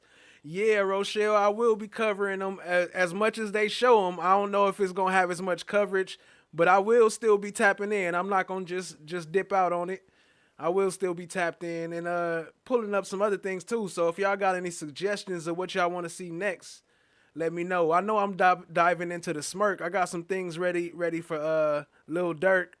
I just ain't pulled it out yet because I've been so tied up with this, but I will be still covering it, to answer your question, yes. Attributing bull against Kendrick and Stillwell. So I believe the state's current belief is that the way it is worded is safe with the instructions the court will be given about possession, constructive, actual, how you read and in indictments or pleadings, so that the jury, who's presumed to follow the court's instructions, will use those legal principles, and if they do find this overt act is in furtherance, it will be following that law. Here's the Yes, challenge with that, and just kind of think through this hypothetical with me. We have got overt act 183 that says Arnold, Kendrick, and Williams. Let's assume that the only overt act the jury comes back with is 183. And all we know is they found 183. But how do we know then that they didn't say, you know what, I think Mr. Kendrick possessed codeine with intent to distribute. That is all I think, and that is why I'm finding this count. When I have already directed a verdict against the state and on the side of Mr. Kendrick with regard to that, that seems problematic. And then the whole case gets reversed, assuming that that's what happens. Understood, And John. I doubt if that's going to come to fruition, but legally speaking, that's my worry with leaving it the way it is. Understood, John. I'm thinking through it with the court right now. Okay. So if we could come back to this. All right. Thank you, Your Honor. I guess what doesn't make sense is we didn't have to charge the separate offenses. We could have just put those offenses like we did in the overt act, and your directed verdict on those obviously would have had no. That's true. There's no directed verdict. That's true, but I'm worried about an inconsistent verdict, which is not allowed. Well, inconsistent verdicts in Georgia are allowed. Georgia doesn't have inconsistent verdicts anymore. They don't know. Well, what is it? Yo, Rochelle, you seen us talk about YSL polo, right? Let me see if I can find a polo clip real quick. We phrase it, it's not inconsistent. What is it called? Repugnant. And I don't know, this would qualify as that, but it's factually, I don't know the answer. Your Honor, I just know the question. I think we'll have time to return to this. Okay. I'd like to bring you, bring you some authority. But Okay. I can tell you that my understanding under analogous federal law is that there is not such a thing as an inconsistent verdict as between a substantive count on a charge and that being an overt act. The jury could find it to be the overt act, even though the substantive count they rejected explicitly. Okay, but that's not them, all right. If you can, I think that would be an inconsistent verdict, which wouldn't be problematic. Our situation is not that. Let's assume that nobody else is charged, that it's just Mr. Kendrick who it's alleged to have done overt act 183. And I have directed, and it's only, codeine. And I've directed a verdict on that count with regard to the substantive count. Yep. Could we then leave that overt act in? When I've said as a matter of law? Actually, I believe the answer. They forever trying to argue with some bullshit that don't make sense. Like, why y'all always trying to interject some extra shit? So that's our question. Right, understood. It helps to frame the question. Okay. And we're going to come back and talk about it. So I I don't want to. All right. I'd like to be better Think it through informed. before we know what the case law is. Better use of my time. Okay. Thank you. Appreciate it. All right. The next thing is on the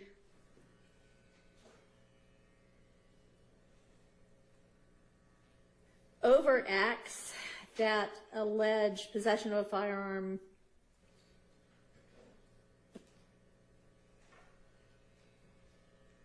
by a convicted felon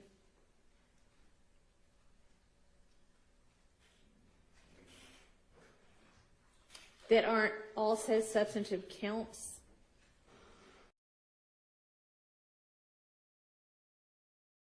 Testimony relies on assumptions about the strength of a signal given from a given cell tower.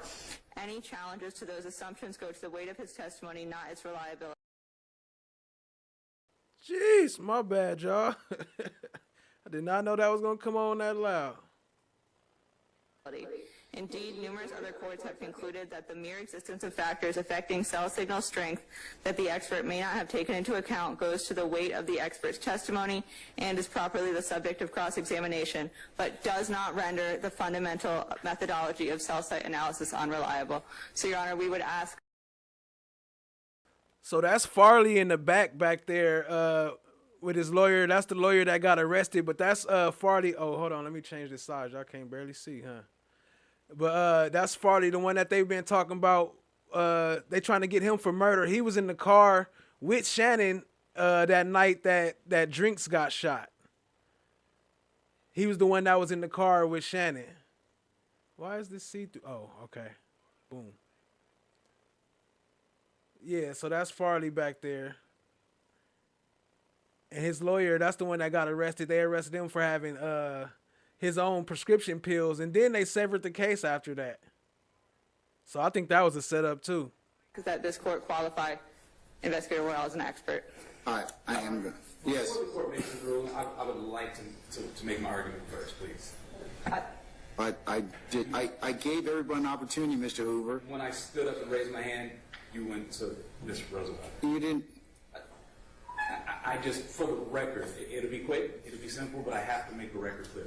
Are you going to make any other objection that hasn't been made already? I'm going to clarify. Are the five or six areas that we've gone through already? I want to clarify what my esteemed colleagues have said. Yes, for the record, I want to clarify because I see where this is going, and moving forward, not only with this expert, but the experts we've already dealt with and the experts moving forward, I just want to clarify the record of what. All right, well, go ahead. Go ahead. Your Honor, the issue that I have is there are two different ways, because you're the gatekeeper, that you need to look at this. Number one is the validity of the methodology. We're not arguing that at all. Validity is applied is the issue that we all have. And all I'm saying is this witness simply said he's testified this many times, he's done this for this many years, and that makes him an expert. We're not arguing that the methodology itself has a problem. The way he applies it is. Your Honor, in my 10 years of being a defense attorney, I've never gone to trial with a client and that client be convicted of a murder. Because I've done it for 10 years, does that make me an expert in murder trials? No. What we're talking about is this witness simply says he can't tell you what these cell sites are doing. He can't tell you what the cell companies are doing. All he does, he gets the information and he interprets it. Just because he's done it for however many years or how many times, they have remember, we tell you that it's offered for a particularized reason that the finder of fact is free to disagree or to agree with. That's true. Okay, and on here, that'll work for that. We've got copies of the redacted indictment to go out. We do not. We still have to sort out the language of those last couple of overt acts that we highlighted earlier. So can we figure that out?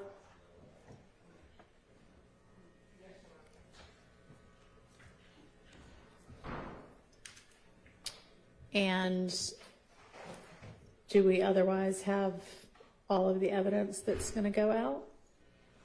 Your Honor, there was a challenge during the lunch break to get into Judge Randall's chambers. So The deputies can get into anybody's chambers. they just got it maybe about 5 to 7 minutes ago. Okay. So they're getting the evidence, the X-ray Okay, well, I mean, it goes from one court reporter to another, so do you want the court reporter to just walk up there and take possession of the evidence? Yes. That's probably the best way to do it. Then we don't need a chain of custody form. It just is with the court reporter.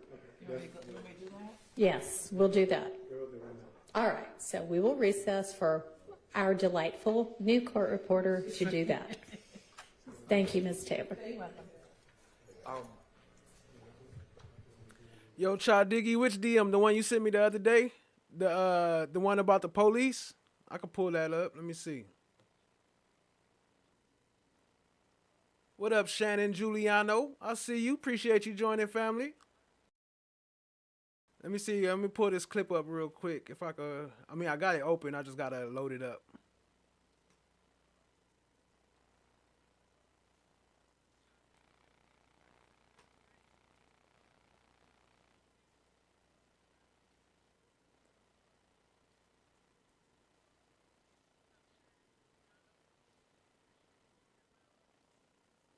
And the case law is pretty clear. I mean, in terms of what the purpose of cell records can be, or records of this nature can be utilized for. So what's your specific other objection? Simply because he's done it for so long, we can't tell the validity as applied to what he's done. He's actually done it correctly. He even told you there's no error rate. So at the point where he's supposed to give the jury information that to help them understand. Remember, that depends on the area of analysis. For example, if you're doing hard science like physics, chemistry, math, there's an error rate or other things that you can calculate. True. Okay, that's different than this type of science. No, I agree completely. But you have to look at each category that's being offered under Daubert as to the gatekeeping function. True, but at the point where this witness can't tell you that the way he is applying the methodology does or does not have an error rate, at the point where this witness can't tell you the way he's applying the methodology that he's ever been wrong before, he cannot assist a jury if he can't tell you if he's right or wrong. All he's literally doing is reading a PowerPoint or reading an Excel sheet that comes from a company. I think it's all of us can do that. I think it's more than that. And that's why I said the argument is the validity as applied to this witness. That's the argument that my colleagues are making. That's the argument that I just want to make clear on the record. The state has never shown you anything where he can tell you that all of his experience tells you that he's done it correctly in the past, and that's why he can do it correctly now to assist the jury in anything. At this point, he can read an Excel spreadsheet, which every single other person in this room can do, so he should not be qualified as an expert for that reason. Okay. If they can go back in the past and say he's done it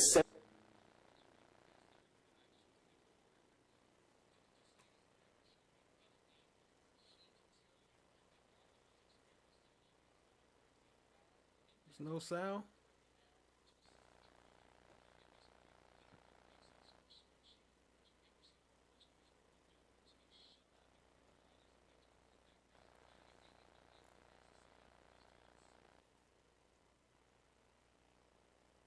Guess there's no sound on this.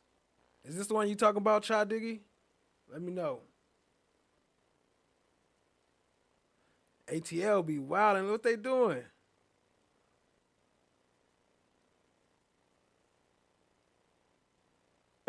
other times who has all this experience, and this we can prove that he's doing it correctly then, and we can prove he's doing it correctly now, and we can prove that he can show the jury something that the jury can't understand on their own, then he should be an expert. But this is a validity as applied argument. He cannot show you that. I'm not an expert in murder trials. I'm not. He's not an expert in whatever the state wants him to be, because he can't tell you when he's been right, when he's been wrong, and he can't assist the jury in anything other than reading an Excel spreadsheet. That's the only argument I wanted to make. All right. Based upon the arguments I've heard thus far, I'm going to qualify Mr. Worrell as an expert in CSLI and historical cell data, cell site information. All right. Your Honor, if I could make a correction for the record. Yes, sir. In regards to my training, the total amount of post-training was 2,000 hours. I believe. Error rate of answer to that. Well, then let me rephrase. I apologize. Okay, all right. If you only peer review it when you don't feel comfortable, and you don't take proficiency tests, and you're basing it off of what you believe is true, how do you ever know you're wrong? Well, I'd be unable to determine if I was in error. It's still my expert opinion, and the opinion in most courtroom situations, I would prepare a demonstrative chart outlining characteristics that I observed or did not observe, so that the jury or the judge would be able to look at that chart, demonstrative chart, and observe the same characteristics which I did during my examination. So in that long answer, I believe you just said that you don't know if you're wrong. That's what you don't know if you erred or not. No, I would have no way of knowing if I was wrong. No further questions, Your Honor. Anybody else?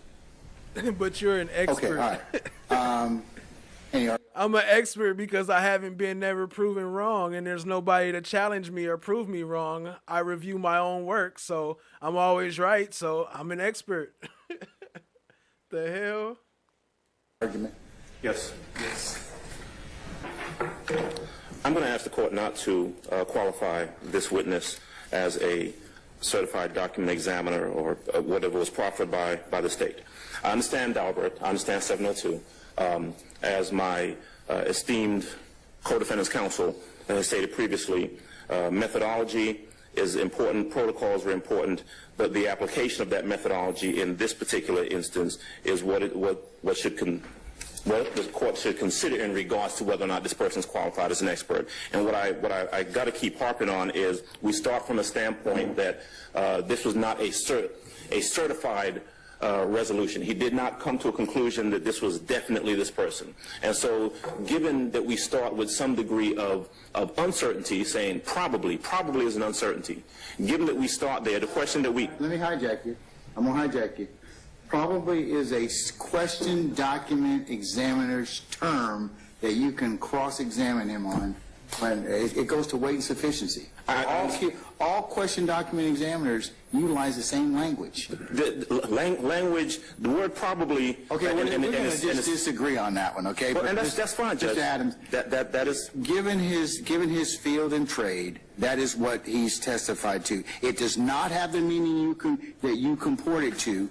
So, unless you've got some other methodology, I'm waiting to hear it. Let me continue my argument then. Yes, I would start. My argument was that given that we start from a determination that, using the word probably, the court has to take a look at whether or not the Daubert standards are met. And what Mr. Hoover said was exactly, the question goes to the point. He is unable to determine if he... Significant amount of evidence. They're going to basically wheel it down here to this courtroom, and Ms. Taylor, our current court reporter, is going to take possession of it. So that'll happen in the next 10 minutes or so.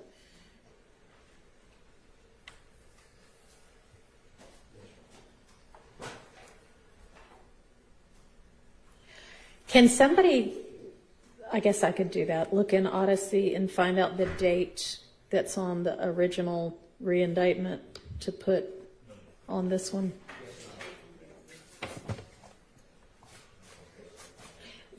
You know, when they signed, or who's got possession of the signed indictment?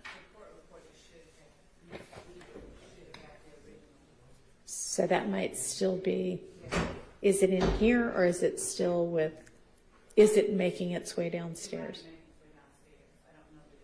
We need the date, so we need to see the...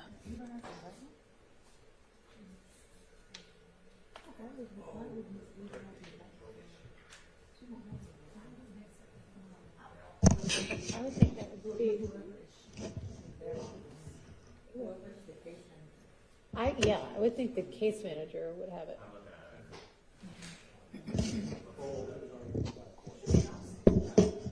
Right.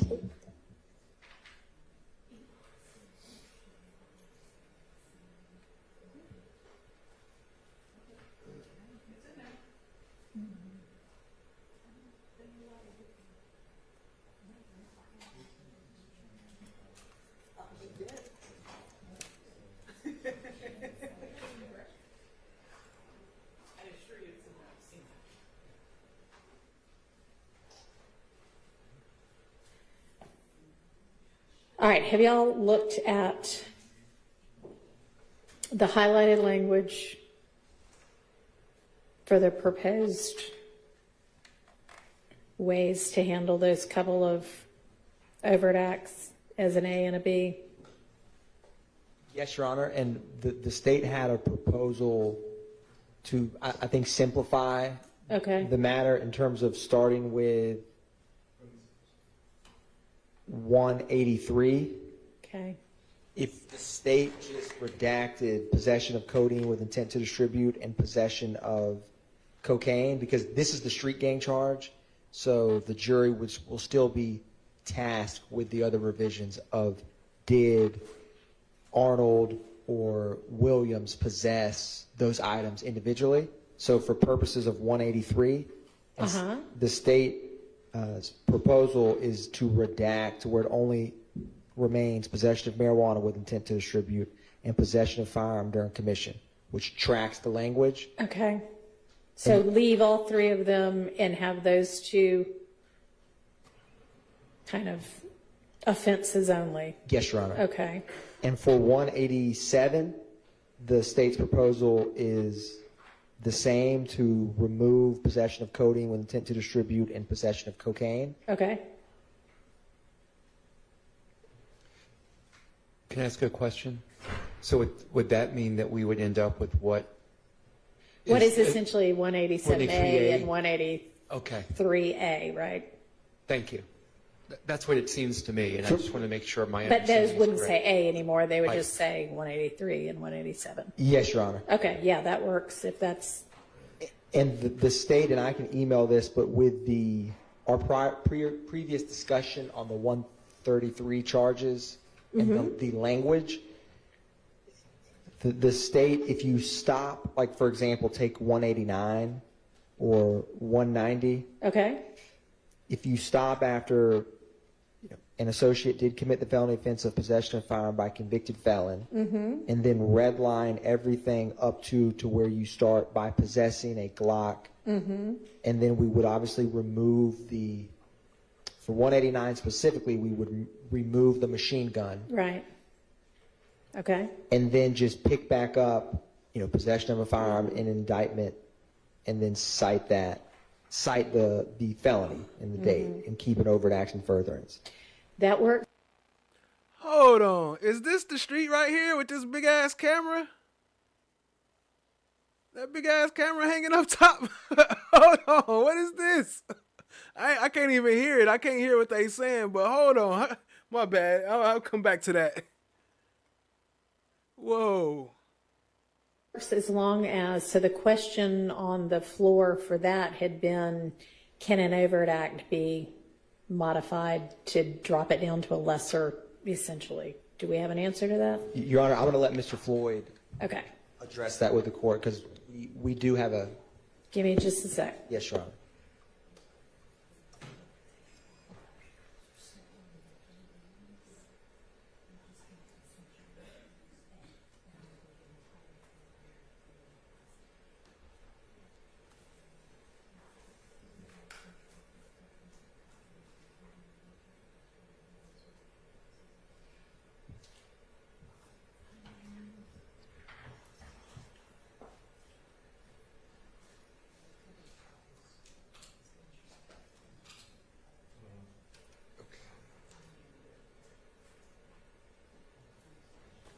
Yeah. Yes. I wasn't here that day. Maybe I was here the other side.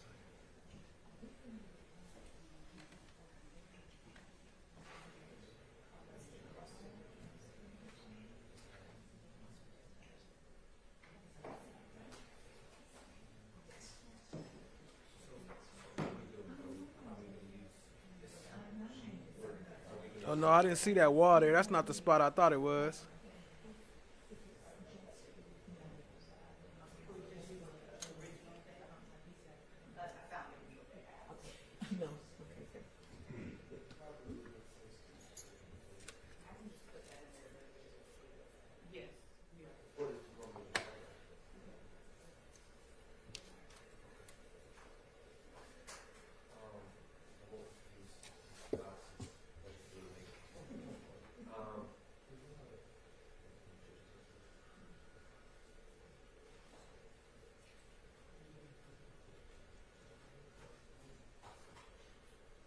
Oh, yes, it is. That's the FedEx building right there. Of course, John. So the approach we took in this, to try to avoid any problems, was only to remove language, not to add anything. So nothing's been added. Right. I want to be clear, it is not exactly the same situation, but the most analogous thing I could find in the time available is an 11th Circuit RICO case, United States v. Watchmaker, spelled exactly as it sounds, 761 F. 2nd, 14. Yo, I thought they said there was some bushes over there. Didn't she say that somebody ducked into some bushes? 59 Wait at a 1468. It's a 1985 case. Okay. In that situation, analogous to this, the court found there were certain predicate acts for which no evidence had been presented. It removed them from consideration from the indictment that the jury saw. Right. That was held not to be a problem. Okay. Dang, dude, get on the mic. And so here we're removing actually less. We're actually removing a subset of that as it references the specific individual defendant in whichever circumstance we're talking about. The others are not. Julie Horn, what's good, family? I see you. Appreciate you. Not at trial. They would have no ground to complain. Right. They're not parties. All right. So I think it's on all threes at least. But I can't really find a problem with it because we've restricted in this circumstance solely to deletion, not addition. It would seem that, I mean, of rolling course, in I haven't had a evidence. chance to read this Watchmaker case yet, but if they're removing an entire predicate act, that would seem to be more analogous to removing the entire overt act rather than amending the overt act. But again, I haven't read Watchmaker. I'm just wondering if amending the overt act, we would be running into a constructive amendment claim, constructive amendment of the indictment. Well, two aspects. I didn't mean to cut you off. No, please go ahead. Okay. Two considerations on that, Your Honor.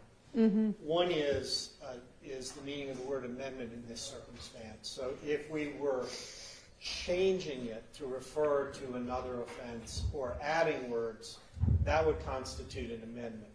This, to the extent it's an amendment, is exclusively an amendment by deletion. And it is tailored to those aspects where Your Honor found there was an absence of evidence. There's no prejudice to the defendant. It's favorable to the defendant. I'm not aware of anything that says you have to cut beyond. Man, they gotta do better with this vocals. I can't keep raising up and cutting down. They gotta do something better with this. The scope of where you found. Well, I guess it's over now, huh? A failure of evidence. I don't think there's anything that compels that conclusion. In other words, I don't think this is a throw out the baby with the bathwater scenario. I would argue that the amendment is actually not favorable to us. That amendment by deletion actually broadens out that overt act. It does not work in our favor because you're removing the elements. I agree. It doesn't work in the defense's favor to make it easier for the state to prove an overt act. Yeah, and that. Sup, gang? Thus, it's conduct beyond that which would appear in the original grand jury indictment, and that would amount to constructive amendment. Yeah. I mean,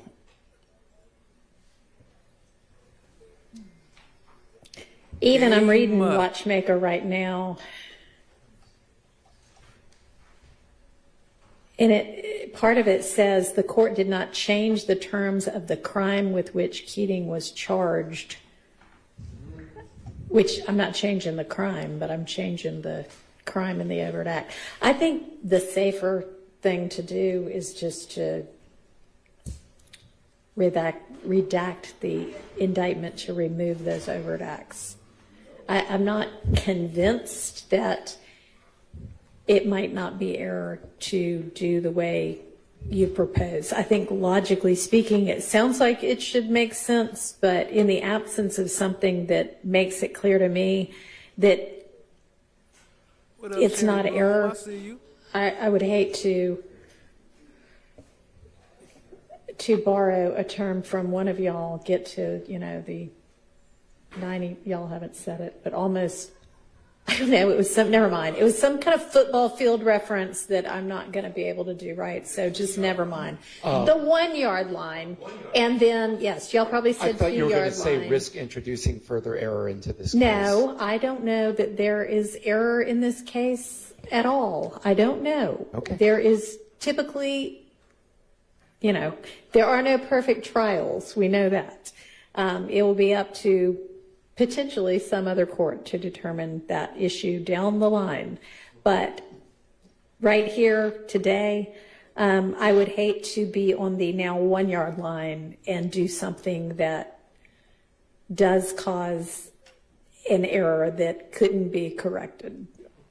And so you're Y'all ain't got to kick the doors. Y'all always welcome. Chad Diggy, FFS, come on through. Come get your shit. It's in my way.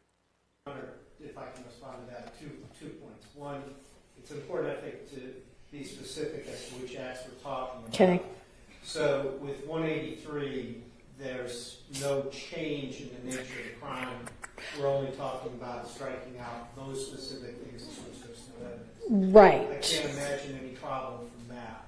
Yeah, no, I agree. I was talking more about the possession of a firearm by the whatever they were, 174, 175, 189, and 190. I'm just going to redact out completely. With regard to 183 and 187, I think those are fine to have just gotten rid of. Julie Horn said, hold on. Yeah, we're going to get back to that. As soon as they get to the break, we pulling that back up. That's crazy. The things that I directed a verdict in Mr. Kendrick's favor on. Thank you, Your Honor. And Your Honor, with regard to, I have 2 points. Okay. One is, when you're talking about, and forgive me if I get the number exactly wrong, but 170, I think it's 174, 175, 89, and 90. Yes. And so with those, the specter that's been raised is,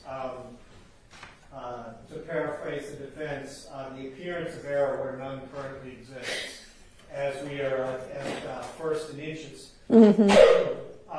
However, because of the way you have instructed the jury to handle the overt acts, if they find these, and if there's a defect, those in the appellate court simply strike them from consideration. Unless they're the only acts they find. In which case we would know that as well.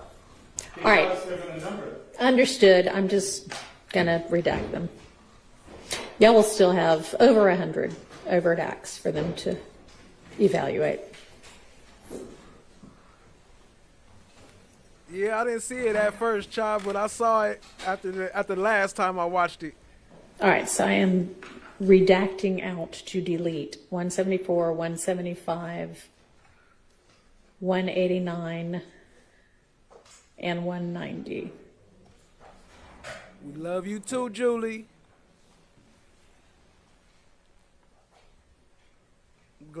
Hope everything gets as well as can be. Much love. Glad to have you around. We missed you around here for sure. Don't know why it won't. Shout out to Julie. And then on 183, it will be the language that is now 183A, but it won't say A, it'll just say 183. And then the same with 187. Yes. This argument may be fixed, but with both of those, of course, redlining or removing the possession of codeine, the intent to distribute and possession of cocaine from the bottom. Right. The last version I saw on 183 and 187 still had those included. Oh, it doesn't anymore. I think the state may be looking at the B language and not the A language. That's perfect, Your Honor.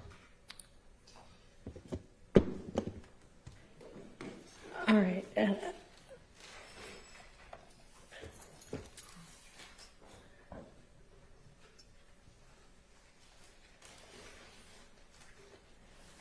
right, I think I can't do the rest of it until Ms. Percival comes back because she has the same document up, and for some reason it's not letting me remove the highlights. All right, I see that our mainly physical evidence has arrived from Judge Glanville's court reporter's office, and Ms. Taylor, our current court reporter, will take possession of it. And do you all know what's going out and what's not? Because the jury has had this case for an hour and a half now, but they haven't been able to deliberate because they're awaiting the evidence. And that is why I told y'all for the last several weeks to make a determination about what evidence was going to go out so that when they got the case, they could get the evidence too and begin deliberating. So I'm kind of ready for that to happen.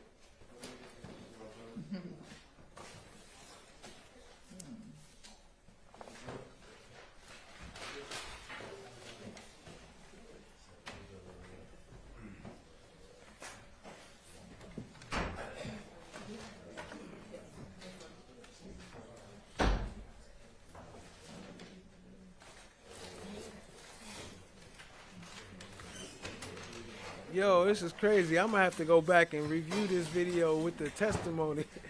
Child said I pulled up and got the exclusive. Appreciate you, family. I need to make that into a short real quick.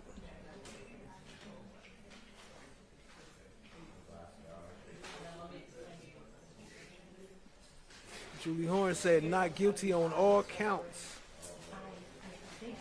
Shaw said, I'm voting not guilty. Somebody in the bushes on no. You already know. We always got the haters. Hey, it ain't gonna be a party if it ain't no haters there. It's always gonna be some haters in the bushes acting like they cool. And some of them just, they just want to be the, what's that called? The devil's advocate. They just want to advocate for the devil. Not the book devil, but these devils we see on the screen pursuing this case. Chadiggy, check your messages. This is a mess. Look at this shit though. Hold on. Hold on. Hold on. Hold on. Starting at 173, which will be on page 41. It's a whole camera up there.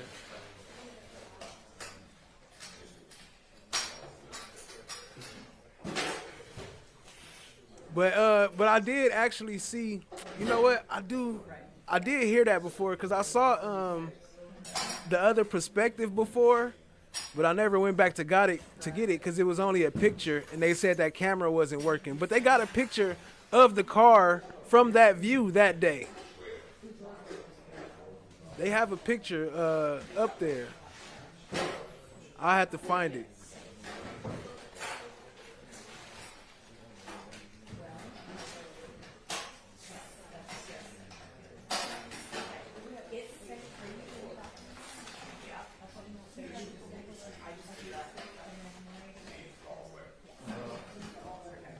They go to FedEx right there.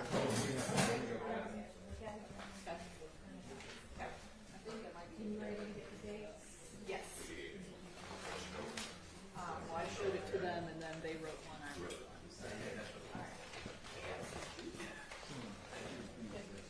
one. All right, Ms. Percifield has what we think is the final redacted indictment. So with the changes we just discussed, so if everybody can take a look at those, they start on about page 40 or so. Just take a look at those, confirm that they are what everyone has agreed we're going to do, and then if so, we'll print it out and that'll be ready to go to the jury as well.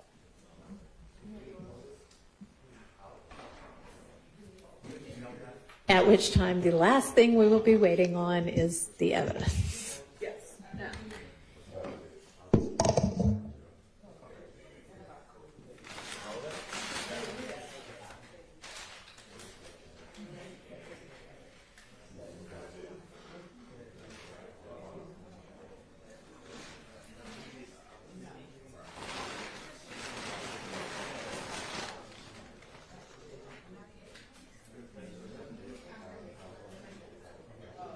I said game.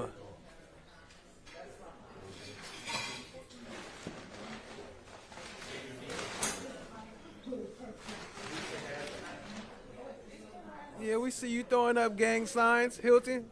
Don't try to put your hands straight now. Try to straighten out your fingers. Look at that. I saw that. Oh, y'all can't even see her hands, huh? My bad. I just noticed that. Let me move this. She was throwing up gang signs. Oh, yeah, you can see them. When she got her hand up.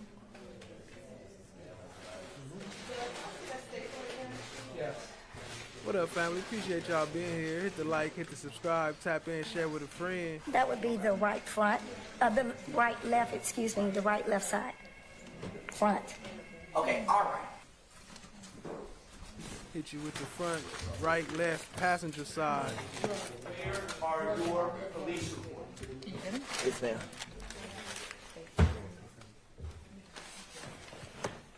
Say what I did 10 Stacey did with 30 and into. From getting this to the jury. Stacey did with 30 and Perfect. into. During this time.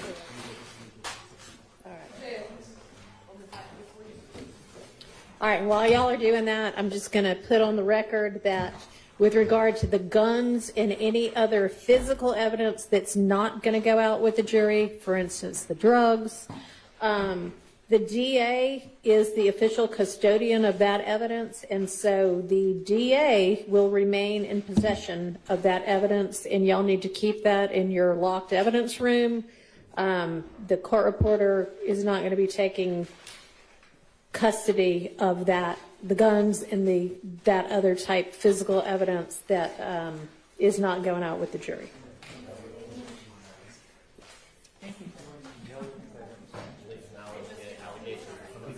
I know, right? I'm only doing 12 things. Bruh.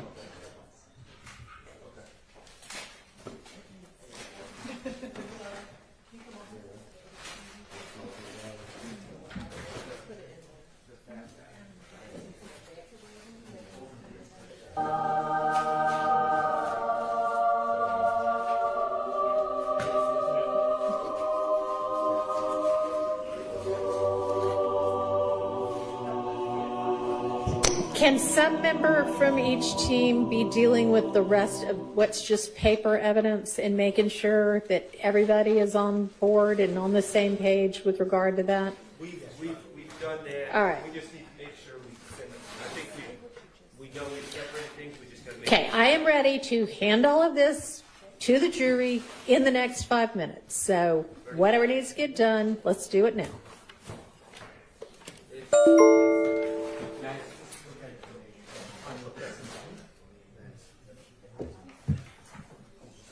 Yeah, those Right here. You can put this, I think that's extra photos.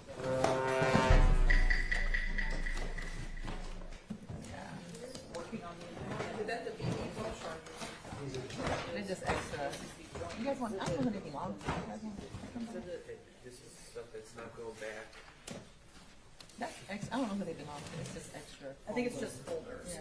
Well, and this is stuff that's not going back. There's literally, it's just folders that was what's in that box. I don't know who they've been on, but they should just take the trash.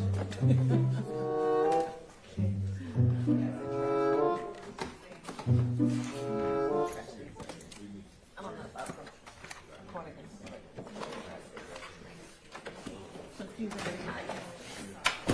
Yeah, it's too confusing.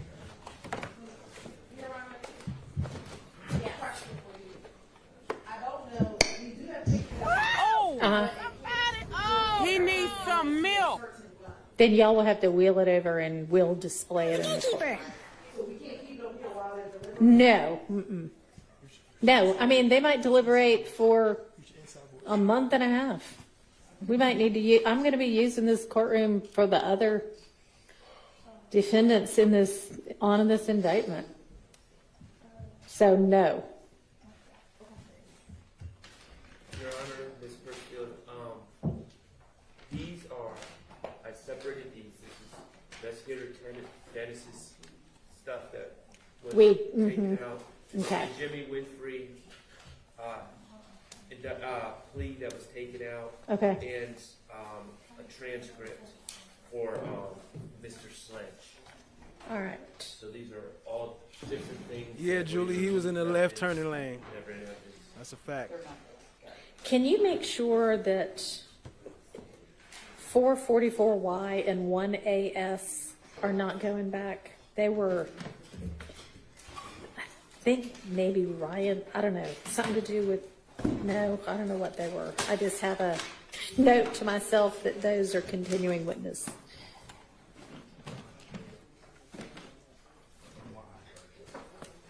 Your Honor, I've looked at the revised indictment that we just received, and it's acceptable to me. Thank you. Guys, do you know where Hey, hold up though.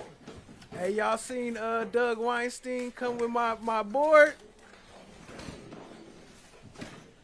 Let me see. Let me blow it up for you. That may have been Mr. Sledge's pleas or something like that. Y'all seen Doug Weinstein pull my board up? Shout out to Doug. He made his own version of it, but yeah, it looked just like mine, don't it? Hadn't y'all seen that before? I got that actually from another earlier YSL trial too, though. Actually, from that wasn't even part of this. I haven't even showed that video. I gotta find it.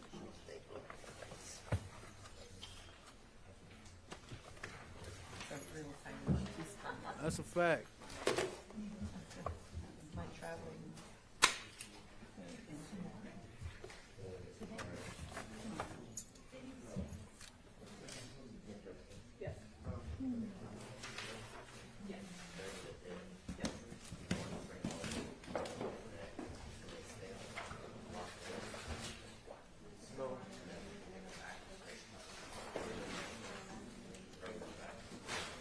They let you know they was a gang. The way Hilton was in there banging on the jury, they all had they red on. I'm surprised they didn't jump old girl for wearing that red jacket for false claiming. Like, you ain't one of us. You over there with the defense. You ain't one of us. That would be the right front, the right left, excuse me, the right left side. Front. Okay, all right.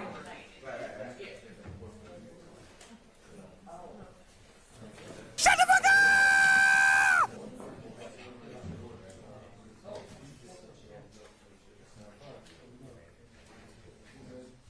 This time say what I like the tender, Stacey did with 30 and into. Yeah, and this time say what I like the tender, Stacey did with 30 and into. Denied.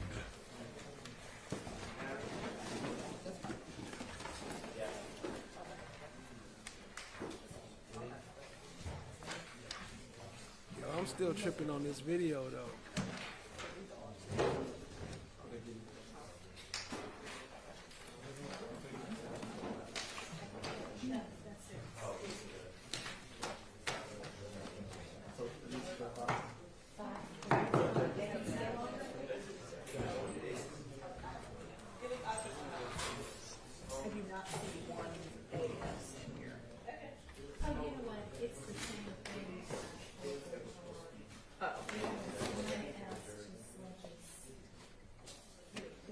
Okay. Okay.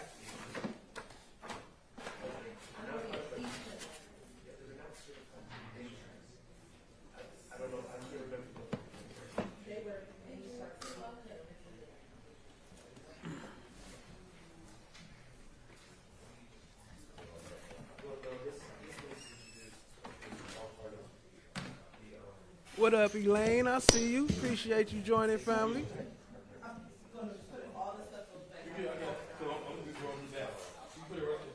All right, and I'm just going to put on, Ms. Taylor, I'm going to put on the record that I realize if you put on the record for me, put on the record for me. Okay. Give me a second. Okay. All right, so 1AS that I referenced before, I've realized that is the exhibit number from Mr. Sledge's plea, and it's not the exhibit number for this trial. The exhibit number for this trial is 444Y. They were just the same thing. Oh, that was please. Yeah. But the 444Y would stay in that. It's in evidence, but I don't think it would go out. No, that came in because that was back and forth about. What was the other number that you were concerned about? 'Cause they're looking at the They're the same. No, that was it. It was 1AS, but that's not an exhibit to this trial. So it was just the way that exhibit was referenced in Sledge's agreement. So don't worry about that at all. Okay. Yeah. Okay.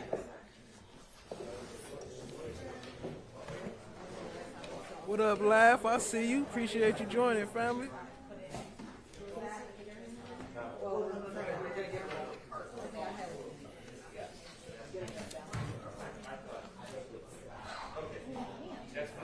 Said, why they don't got their shit together? I will never understand.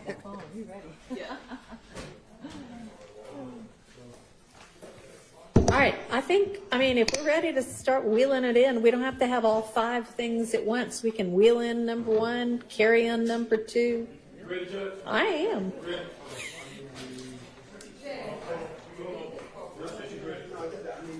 He wants the verdict form. They're all right there. In the middle, right there. Yeah.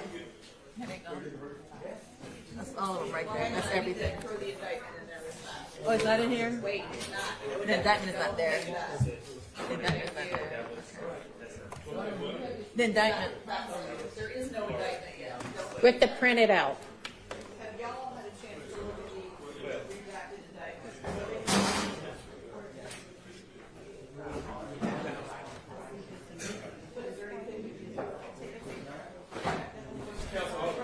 All this too? Yeah. All this? Yeah. All those demonstratives that are right there go? Okay. Thank you. Thank you, Judge.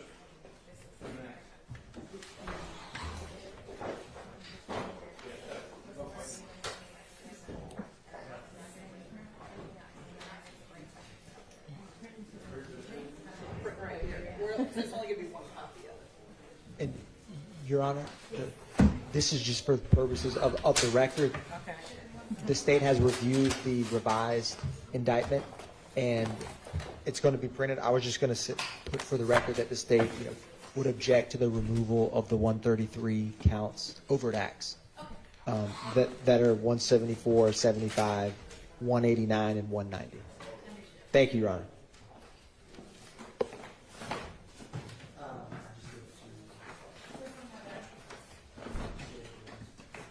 Is that ready right there, guys? That's not going. Yes. None of that's going? What is it? She's waiting for the No, it's an evidence. What else? I don't know. These ask them. These are ready, right? These These right here? Yes. This, You can use the lid, just don't give me that paper. all this is ready? That's the cover.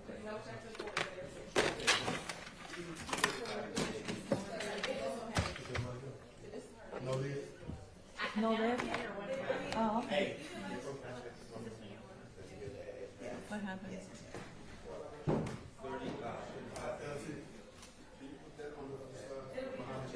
For what? They're over there. They're over there. LT.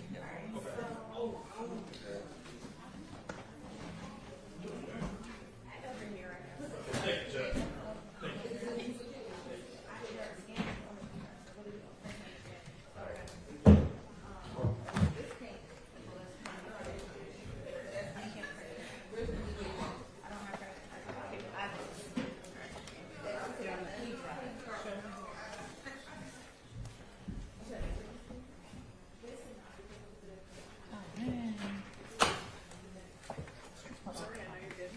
What y'all think? Y'all think that camera was working? Because look, hold on.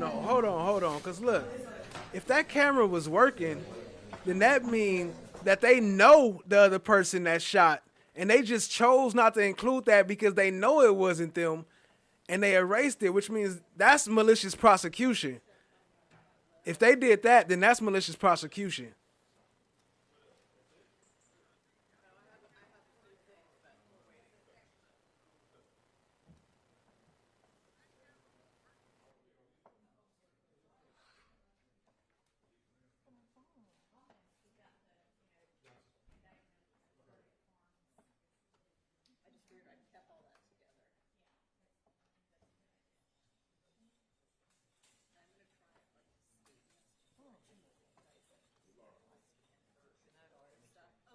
I'm the gatekeeper.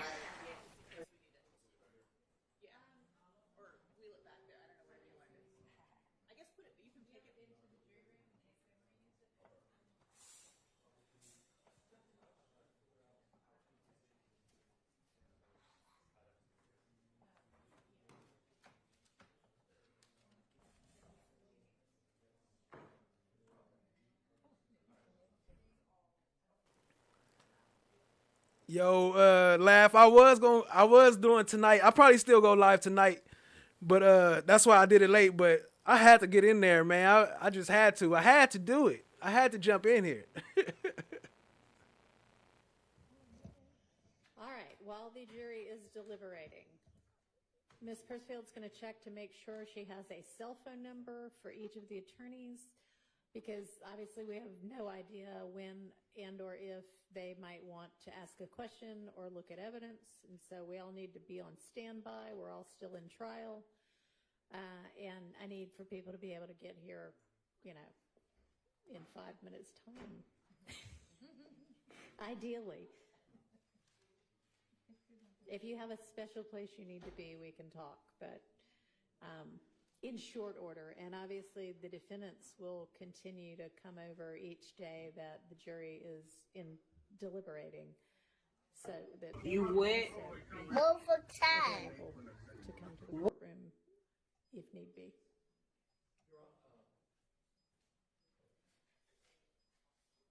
I apologize if the court has already stated this. When will the jury end their deliberations today, and what is the schedule for them tomorrow? Oh, it's in what time? Yeah. Well, I have instructed them through the deputies that they need to stay at least until 5. If they want to stay beyond that, they're free to. Not past 7 ever,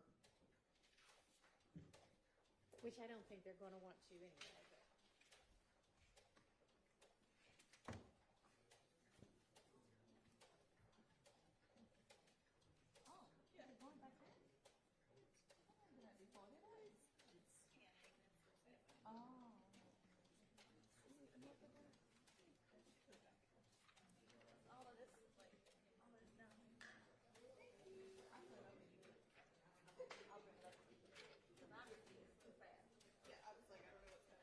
All right, and so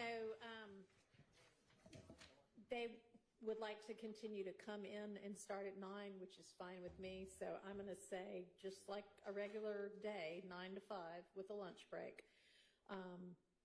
There will be days that the court provides lunch for them, and on those days they can choose to deliberate during their working lunch if they want to, or they can not deliberate and just take a break and eat.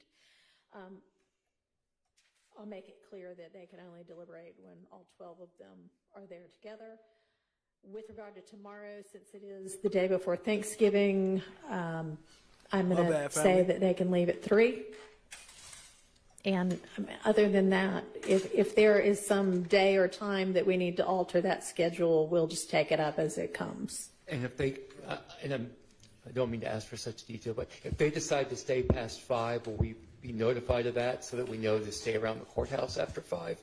Or if they decide to stay after 3 tomorrow, will we be notified of that? I just want to make sure I don't leave the courthouse if they decide to deliberate late. Sure.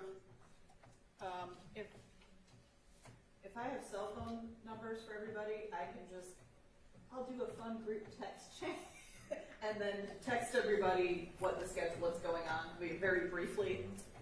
Thank you. Friday. Bruh.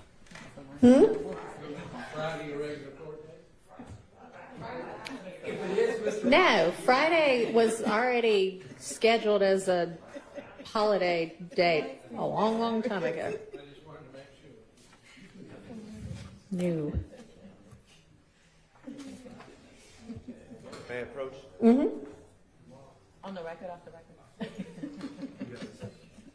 gonna make sure, but let me do this first and then I will.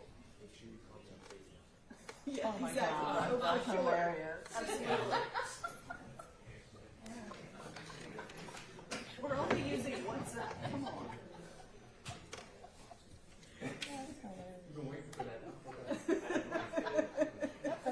What up, Drea? I see you. Appreciate you joining. It was another name I seen too. New name. Cindy Porter. What up, Cindy Porter? I see you. Appreciate you joining, family. Y'all hit the like, hit the subscribe, tap in, share with a friend.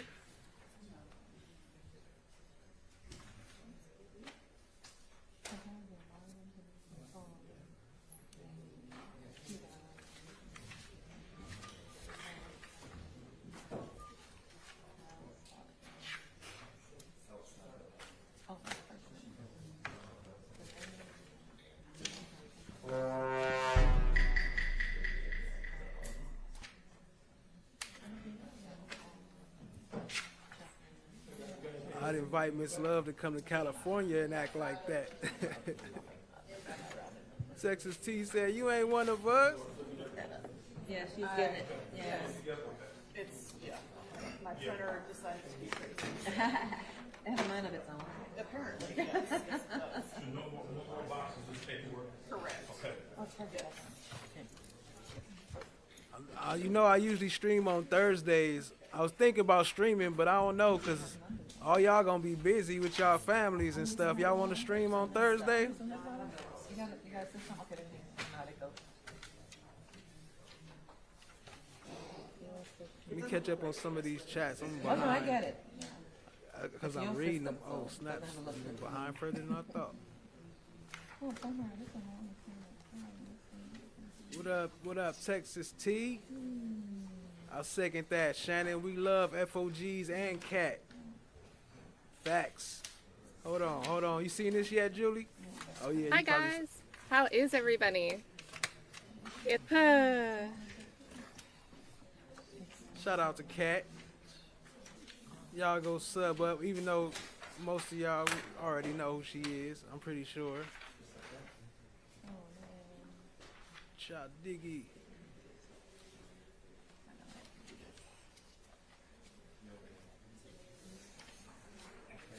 Texas T, yeah, she knows she one of us. She was talking about somebody else. I know, right? I'm sure. She gang. Texas T gang. She know. I mean game. Okay, thank you. We didn't say anything, but glad you told us. We didn't say anything. Yo, what y'all think about this this footage though? Y'all think that camera was working? Let me see. Let me blow it up some. Y'all think that camera was working on that day at that time? They got a picture of it, but I haven't seen video from it. But they got a picture from it.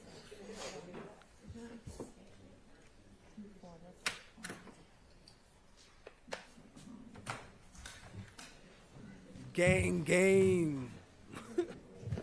All right, with that is everything. The jury has the case, and we are in recess until such time as we hear from the jury.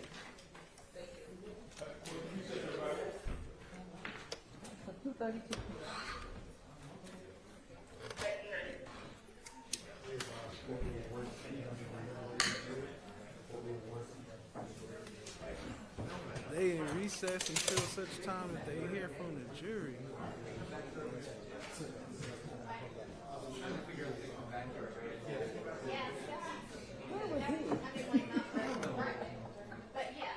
Is wrong. This is an analysis that was not. My bad, y'all. Let me cut that down. I need to just do that earlier before I play the other. Peer reviewed, and the witness started by talking about the importance. He told you why it wasn't peer reviewed. That goes to weight. Well, no, he did not explain why it was not peer-reviewed. Yes, he did. I'll tell you the answer right now. He said it's not peer-reviewed because he's comfortable with the analysis that he made. Right, and he's comfortable with the analysis that he made, but he does not. Given his 30 years. And then he said if he wasn't comfortable, he would get another examiner to go, usually his partner, to go ahead and do that. He didn't feel he needed to do that in this case, and when he was with the FBI, he had the mechanism of doing that. Subjective to belief as to whether or not they are accurate or not is not, and then deciding, well, I'm not going to have a peer review because I think it's fine, is not a scientific method. A subjective belief is not a scientific method or the use of scientific methodology. I would simply, and the witness explained in detail about his time at the FBI, his 20-plus years, his time at the GBI, and the importance of peer review and why that was important. But in this case, in this particular case, where determination is made, it was not peer reviewed, and that is certainly something that the court ought to consider as to whether or not he ought to be qualified. Not just whether or not this science is acceptable. Yes, the science is, or the methodology is acceptable. It's been acceptable in courts previously. But as applied in this particular case, are the factors that Daubert and 702 require applied in this case such that he should be qualified as an expert? Well, I simply would contend that he's not met those standards. That is an extremely important portion of whether or not the science should be acceptable and whether he should be qualified as an expert. I would contend that he should not be. Okay. Thank you, sir. Mr. Hoover. Yes, Your Honor. Mr. Jones, I got you next, okay? All right. Sean, to be qualified. Not just whether or not this science is acceptable. Yes, the science. Right, Overt Act 34 is Walter Murphy. Thank you very much. Good morning, ladies and gentlemen.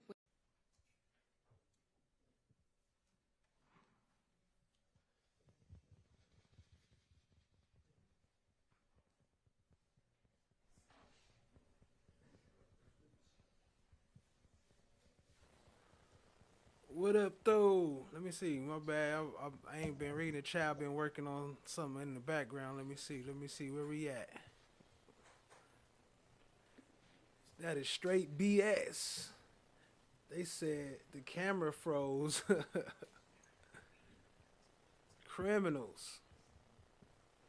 Gatekeeper. That's a fact. I'm the gatekeeper. Your Honor, may it please the court. I see the coffee. You wet? We're almost there. time. What? I'm almost time. We're going to move on to the Chamel Drinks murder from March 14, 2022. And there are several counts regarding this case. Count 49 charges my client, Mr. Stillwell, with murder. Mr. Kokomo, if you could show 50. 50 charges participation in criminal street gang activity based on the murder. 51 charges criminal street gang activity based on the murder. And 52 charges possession of firearm by a convicted felon for March 14th, 2022, based on the belief that if a murder was committed by Mr. Stillwell, he must have had a gun. And count 54 is charged possession of firearm during commission of a felony, being the murder. My point is all of these counts are predicated on the murder charge. And so I'm not going to focus on any of the other counts. I'm just going to focus on count 49, which is the murder charge. Okay, so turning the page to the March 14th, 2022 Chamel Drinks murder case. Let's start out by just reviewing kind of the basic evidence, standard evidence, and then we're going to get into some of the more complicated matters that came up during trial. There's no eyewitnesses. There's no DNA. There's a fingerprint that was briefly alluded to that was found on Chamel Drinks' car that does not belong to Mr. Stillwell or anyone else in this case. There's no ballistic matches. We know that the projectiles or the bullets that hit Mr. Drinks twice, once in the neck, once in the arm. We know that they were .40 caliber bullets. Okay? That's what we know. What else have we heard through trial? We heard about a phone that Mr. Stillwell had. We heard a lot of his songs off that phone, and we also heard about some other things. We heard about a article that Mr. Stillwell, or someone with Mr. Stillwell's phone, we'll say Mr. Stillwell, clicked on March 17th, 2022. Okay, it was a Fox News article about a shooting on Windsor Street. Okay, that's 3 days after the homicide. That is after Mr. Stillwell's girlfriend at the time, Miss Alexander, alerted him to the fact that there was a shooting on Windsor Street. It's after the fact, it's after she sent a post posted by someone else on Instagram about this shooting on Windsor Street. It's after his grandmother, Miss Jackson, reached out to him to check if he was okay because she saw the news report about this shooting on the news. All that happened on the evening of March 14th. That's how quickly news traveled. It should be of no surprise that by March 17th, probably sooner than that. So they cut the feed, y'all. I guess that's it for today then, huh? I guess that's it until tomorrow or what? 'Cause they cut the feed. The jury's supposed to, are they trying to make them deliberate and finish by today or what? I kind of missed it.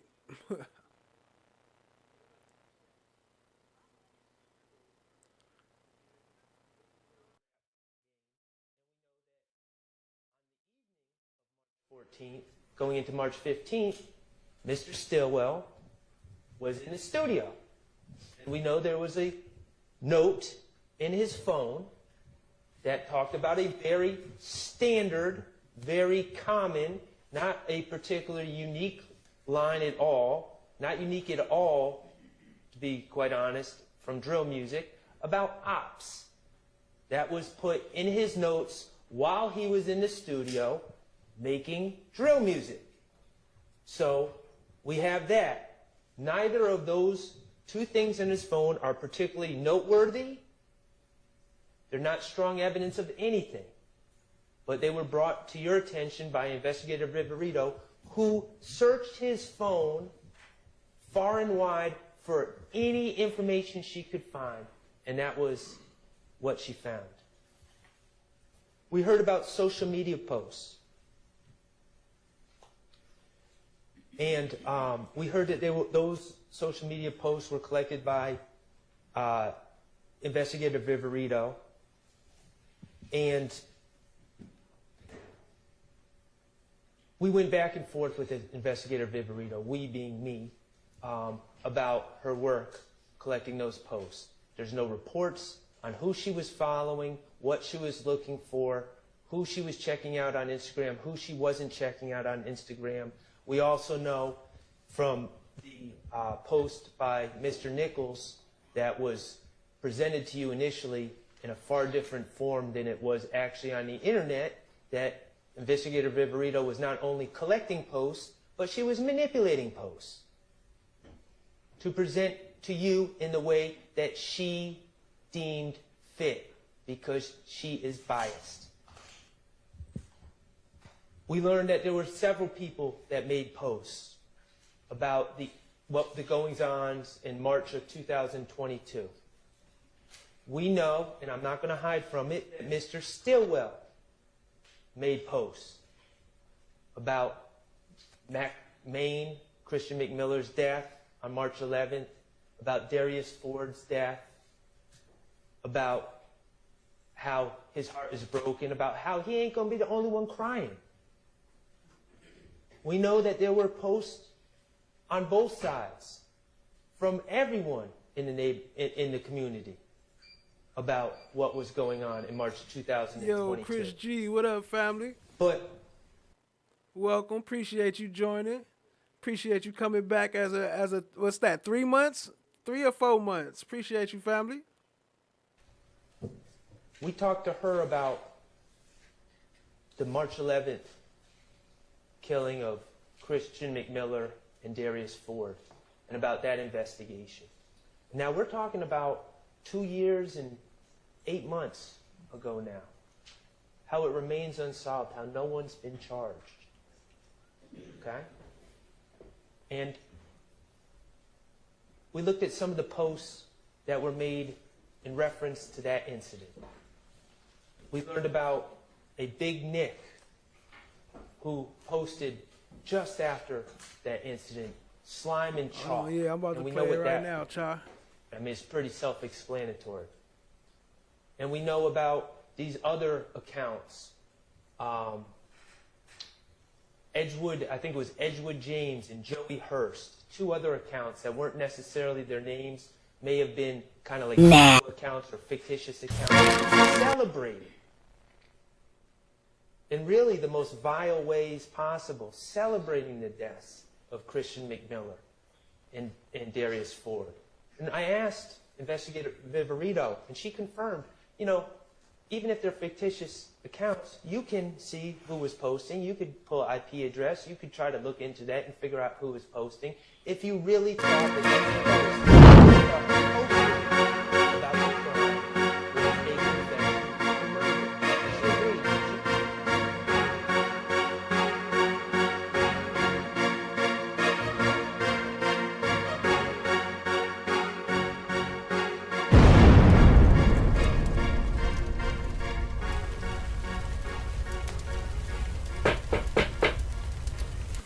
Hey, excuse me, Hilton. They told me to let you know they're ready to get started. Okay, just a minute. I'm just putting my face on.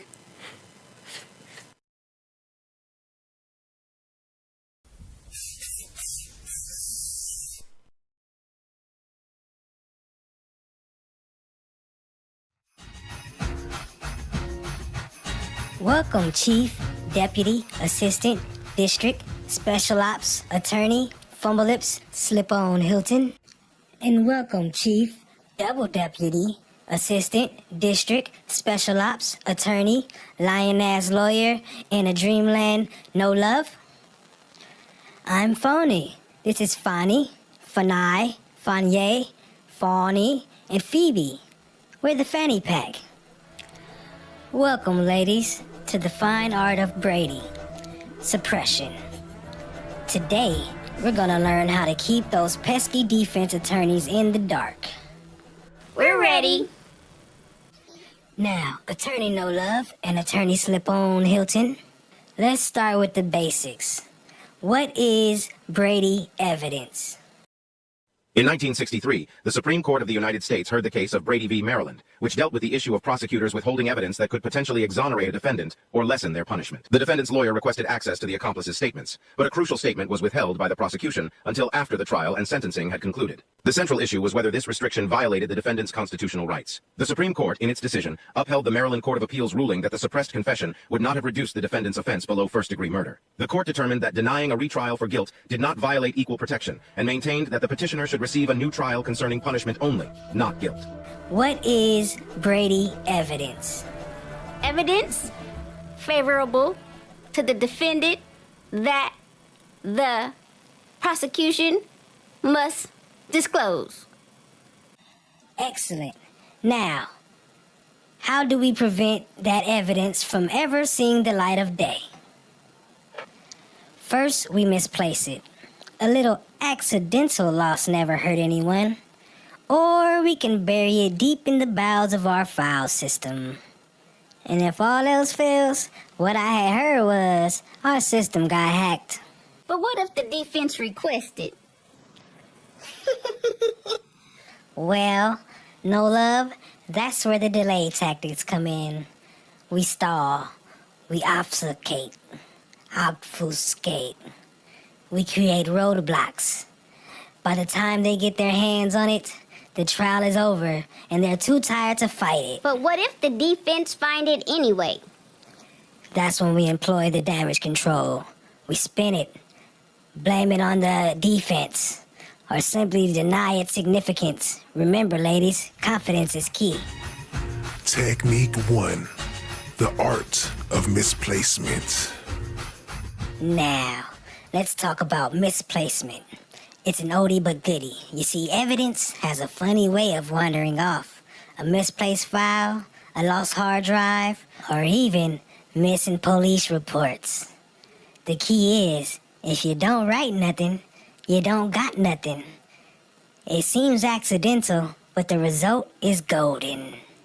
Now remember, Chief Deputy and Chief Double Deputy, the more complex it is, the easier it is to hide a needle in the haystack. What if the defense asks for discovery? Ah, good question. We create a generic log, filled with vague entries. The less specific, the better. Is there a risk for getting caught? Well, of course, there's always a risk, but if done right, the chances of getting caught are slim to none. And remember, now, let's talk about misplacement. It's an oldie but goodie. You see, evidence has a funny way of wandering off. A misplaced file, a lost hard drive, or even missing police reports. The key is, if you don't write nothing, you don't got nothing. It seems accidental, but the result is golden. Now remember, Chief Deputy and Chief Double Deputy, the more complex it is, the easier it is to hide a needle in the haystack.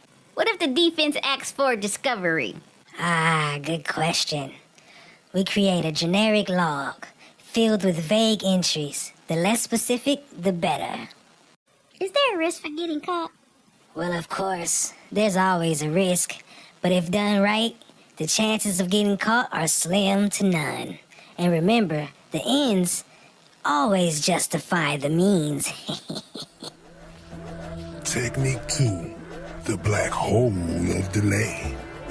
Next up, Technique 2, the black hole of delay. This is a delay tactic. This is where patience is your greatest weapon. When the defense requests Brady material, we hit them with a barrage of objections, motions, and appeals. We tie them up in knots until they're begging for mercy. Remember, if you give it to them before the trial is over or before the judge rules, then it's not Brady anymore. Then by the time they finally get their hands on the evidence, it's too late. The trial is over. Or they're so exhausted, they don't even have the energy to fight it. It's beautiful. Lady Justice is blind. Accusations of prosecutorial misconduct. The key is plausible deniability. Blame it on overworked staff or on a clerical error. Never, ever admit to any intentional delay. Now, what if a judge get impatient? A little flattery goes a long way. Remind the judge of their busy schedule and how your delay is actually saving them time in the long run. Technique 3. The spin doctor. The next technique, number 3, is the spin doctor. Now let's talk damage control. If, by some miracle, the defense actually gets their hands on the evidence, we can go on the offense. We spin the story, blame junior staff, or claim the evidence is irrelevant. And don't worry, the judge will usually jump in here. Remember, confidence is key. If you act like you're in control, people will believe you. Excuse me. What if the evidence is too damning to spin?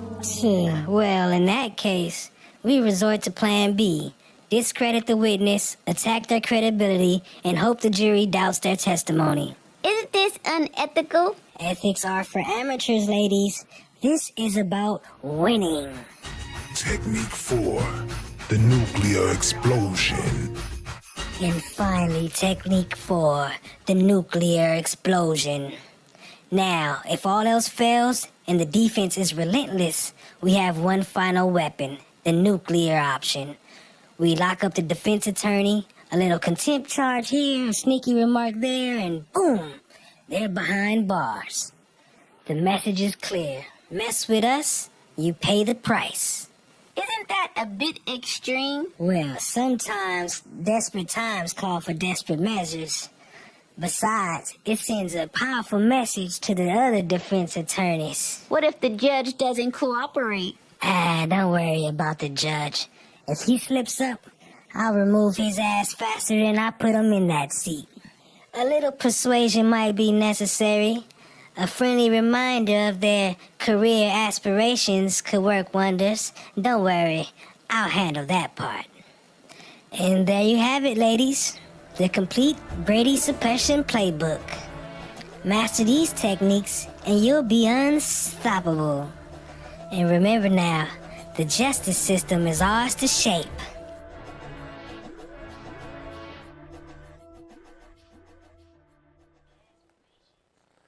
Yo, yo, yo, what up, family? Appreciate y'all being here.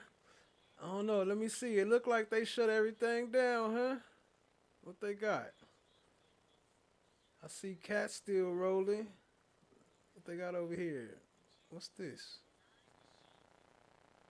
Oh, jury is now deliberating. Go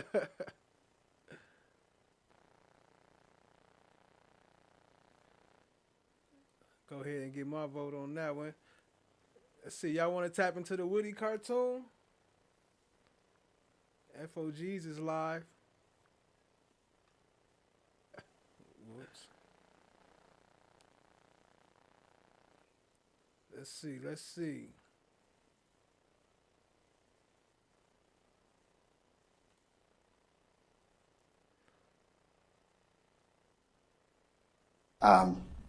minute. Sir, with all this extra stuff that's going on, Your Honor. Questions you may have in my corresponding police reports. Yes, sir. On December 28, 2023, did you write, "Good morning, Mr. Steele. I have decided not answer any questions at this time. Hopefully you are able to find answers to any questions you may have in my corresponding police reports." Is that what you said? Is that what you emailed? That is what I emailed after Mr. Steele was given an opportunity to call me and meet with me, and he did not meet that time. So therefore, I was not going to keep rearranging my schedule because he did not meet that time. Hopefully you are able to find answers to any questions you may have in my corresponding police reports. Mr. Gaither, where are your police reports? What up, Chris G? I see you was feeling Steph JK song. You wasn't here when we released it here. This was the first place we aired it, right here. Not the whole song, but her verses and some of the song. Shout out to Crystal. Appreciate you, Jordan family. Objection, Your Honor. Asked and answered. Abstain objection. I have no further questions. Thank you. Basically, y'all keep asking me, do I recall this and recall that, remember this from 2013? I don't remember that from 2013. I keep telling y'all that. That has been my statement since I got here. Your Honor, I've been telling y'all, people constantly hit me with this, keep constantly asking me this and that and third about what's going on in 2013 or whatever. I don't remember. I don't know nothing about 2013. All I can tell you is, y'all got my name on a recorder, my phone number on a recorder. These people threatening me. They called on my phone. Your Honor, I almost lost my job. I got a lot going on behind this here. I put all this behind me, sir. Everything that had going on with me, I put everything behind me and kept moving on about my life, sir. Your Honor, I can't continue to keep going on like this. I don't remember nothing for 2013, sir. Mr. Bean, you have to answer the questions, okay? I constantly keep telling them and constantly keep telling y'all I don't remember nothing for 2013. I'm going to ask you because I have to lay a foundation. Do you remember telling Detective Quinn on September 17, 2013, on recording, that you add a little more height when you speak with your wife and them from the jail, that you lied to them? I remember y'all trying to assassinate me right now in 2024. That's what I remember. That's what I remember. All this going on right here on this, got me up on this stand, talking about this and that third, with all this extra stuff that's going on. Your Honor, am I on trial, Your Honor? Sir, you just have to answer the questions, unfortunately, at this point in time, okay? That's all I can tell you. Am I on trial? No, sir, you are not on trial. But you have been properly summoned here as a witness, and you're subject to examination until I release you. I never consent to do none of this, sir. I ain't signed nothing. My name ain't on nothing. They come get me. Y'all don't threaten to lock me up. Hey, I got a family too. I mean, come on, y'all. I done told y'all I don't remember nothing from 2013. Come with these conversations. Hey, you know, remember we was in front of the house? Conversation we had in front of the house before we went to the Kroger? Keep it 100, man. With yourself. I can't hear you, Mr. Bean. Can you take your mask off if you wouldn't mind? Keep it 100 with yourself, not me. Keep it 100 with yourself, not me. Keep it 100. We had a conversation. We had a conversation in front of the house. Yo, shout out to Julie Horn. Appreciate you, family. In front of the house. Yeah. Before we went to the Kroger. Yeah. You asked to go to the. I never agreed to do none of this from the beginning. Before we even had this, what you just played. Mr. Bean. I keep telling y'all, I remember that for 2013. I didn't really remember that then. Mr. Bean, who threatened to lock you up? Sir, I talked to Your Honor. Your Honor, tell you something. You know. Sir, answer. I'm on. Sir, answer me. What up, the world's end? I see you. Appreciate you, family.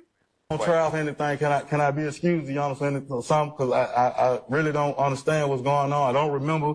My head hurt. They keep asking me questions about this, keep asking me questions about that. About 2013, I don't remember. No, you can't be excused at this point in time, Mr. Bean. You have to be. You're subject to examination. I don't remember. I used to hate when he used to do that shit. Who you? I don't remember. Who you just told the jury, the Honorable Judge Glanville, and all of us that you've been threatened to be locked up. I didn't consent to come get on this stand to be a witness, first of all. Who threatened you to lock you? Lock you up means go to jail. There wasn't no threat. The subpoena go out. They say you don't show up, they're going to lock you up, you go to jail or whatever, and all this little extra stuff like that right there. I ain't here to point fingers at nobody, say nothing like that. That ain't my job. You just said it ain't for me to mention what nobody got going on in their life. I got my own problem. Who threatened you? You just told the jury that you've been I threatened. done had all kind of threats, man. Y'all just explode my whole phone number on to the world. People calling my phone right now threatening me. Texting my phone. I ain't had no sleep. I've been up all night since yesterday, 7 o'clock. From 7 o'clock yesterday to 6 o'clock this morning. Still getting calls. Still getting texts. That's my personal line y'all just gave out. On live to the public. He said, still getting calls, still getting texts. Text to 6 o'clock this morning. Still getting calls. Still getting texts. Shout out to No One with the Trap House. Y'all check them out. Fire music on deck. This morning. Still getting calls. Still getting texts. That's my personal line y'all just gave out. On live to the public, to the whole wide world. Who threatened to put you in jail, Mr. He's answered that question already, Mr. Steele. Let's move on from that. Do you remember telling Detective Quinn on September 17, 2023, when speaking on a jail-recorded lines, I'm visualizing the story, trying to make it all one. You know what I'm saying? I ain't telling them a lot. A little shenanigan, be bold blank. You remember saying that? Ms. Love already asked me 1,001 questions. I told her I don't recall nothing from 2013. I don't even recall the conversation really that me and you even had. If somebody else push up on me, ask me questions, let somebody else come to. I give them a story too. Everybody won't keep asking me questions. I'm gonna move on with my life, man. I ain't got time for these games. Y'all done assassinated me, man. Y'all done assassinated me. I ain't got time for these games. What up, Ash Bay? I see you. Appreciate you joining, family. It's about time for some actions now. It's about time for some action. Partial of it is that's why I'm making my ruling in this particular case. Remember, bias. I've got to do something extrajudicial, and in your particular, like I would have to say something about you or your clients or anything like that, which I would never do because I'm a steward of this particular process. So I understand what your objection is, or what your statement is in terms of your motion to recuse, and I'm going to deny it. And I believe, Your Honor, that under Rule 25.3, that you have to cease acting right now. Look, y'all be asking who the owl is. There go the owl right there. For those who be wondering where the owl came from, this him right here. Let me get a little better shot of him. Can I get a better shot of him? Okay, here we go. Oh, he's still clipped out. Why is it? Oh, I know why it's clipped out. Hold on. Let me shrink this up so y'all can see it a little better. But anyway, that's the owl where Weinstein come from, right here. Let's go over to this other screen real quick so I can expand that so we can see the full screen. Here it is. Yep. Hold on. There we go. I know it ain't much, but it makes a difference. All right, there we go. Oh, shit. No, I don't. And then you can, if I can just finish, and then I promise, if I can just finish this. I believe you have to cease acting. I believe that under 25.3, you have to look at the timeliness of the motion, and you have to look at the sufficiency of the affidavit. I do not believe that you are permitted to just simply deny without taking those steps. Is that it? Yes, it is, Your Honor. Okay. All right. So noted. Are you denying at this point? I'm still denying your motion, okay? Would you grant a certificate of immediate review? No, sir. Because No, sir. grant that certificate. You were always talking about how the appellate court. No, because if I grant the certificate, it stops the case. Okay? I don't agree. And I'm not going to do that. I don't believe it stops the case. I'm not going to do that. And if you can appeal it at the end of the case. If I'm wrong, I'm wrong. Hey, I'll live by it. But are you interested in removing the cloud that's hanging over the case right now, Your Honor? If you Sir, I'd be real careful about what you're pleading at this point in time, what you're stating to the court. I just, as a matter of professional responsibility, remember, we haven't nugged out all of the issues involved in that affidavit. And I would be very careful if I were you, because you have some professional responsibility obligations individually and to this court. And so, I would just leave it at that respectfully. I don't want to get into an argument with you about that, but I would just tell you that, tread lightly, okay, in terms of that at this point. I understand, Your Honor, and I believe that the certificate of immediate review would be in the interest of the court. I'm not going to do that. I'm not going to make factual findings regarding. I am not at this point in time going to I've denied the motion, okay? I believe that's an error, Your Honor. All right. Okay. Thank you, sir. Thank you. All right. Last minute. I'm not waiting to the last minute, Your Honor. I am not anticipating that we're about to discuss a slideshow. Focus. We ain't got to that yet. All right. Focus. I'm focusing on your behavior at this point in time. I'm not saying to you that the information is not any less invalid, but it's the timing that's a problem.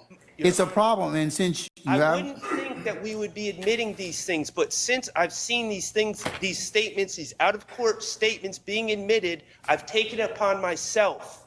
A couple weeks ago, you said to us, please flag things in advance. I took This that is to not heart. in advance. This is not in advance. This is like we got a jury sitting here. You all didn't get here at 1 o'clock. I told you to be here at 12:30. I've been here. I know that you were here early, and I know why you were here early. Okay. So, but focus. The focus is on why didn't we file this stuff months ago, and let's wind it out and air it out at that point in time. Okay. So I'm going to ask the state their issue on this. Are you cutting this out? Did you have discussions with Mr. Sharp? Madam? We did have discussions. When? Well, this morning when you brought. That's too late. The evidence is excluded. The evidence is excluded. I'm going to exclude because I told you that this was going to happen. We reached out to them. No. We're excluding that. Your Honor. And I'm going to exclude the PowerPoint that you all submitted.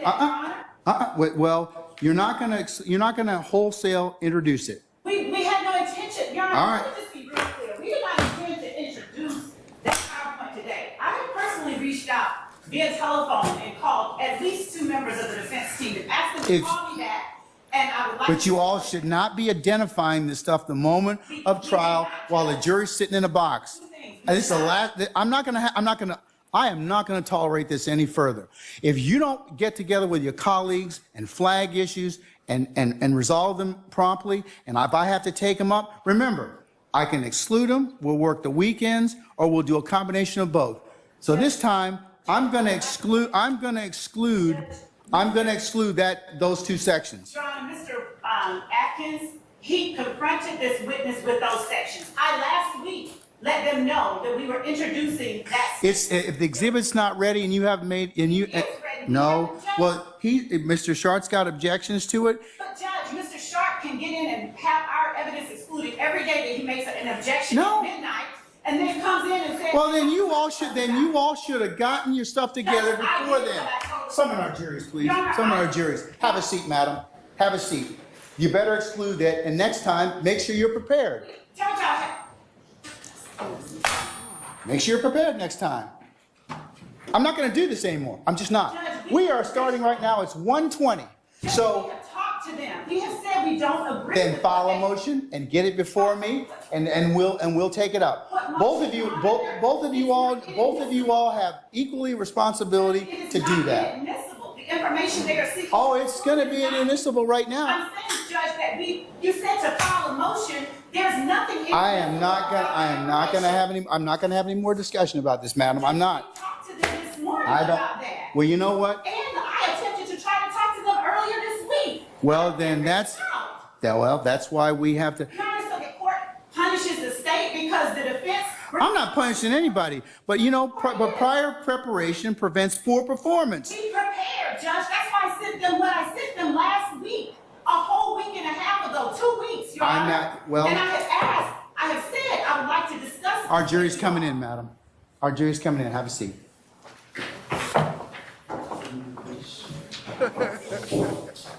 Our jury's coming in, madam. Have a seat. I remember when I first saw that live, I was bugging.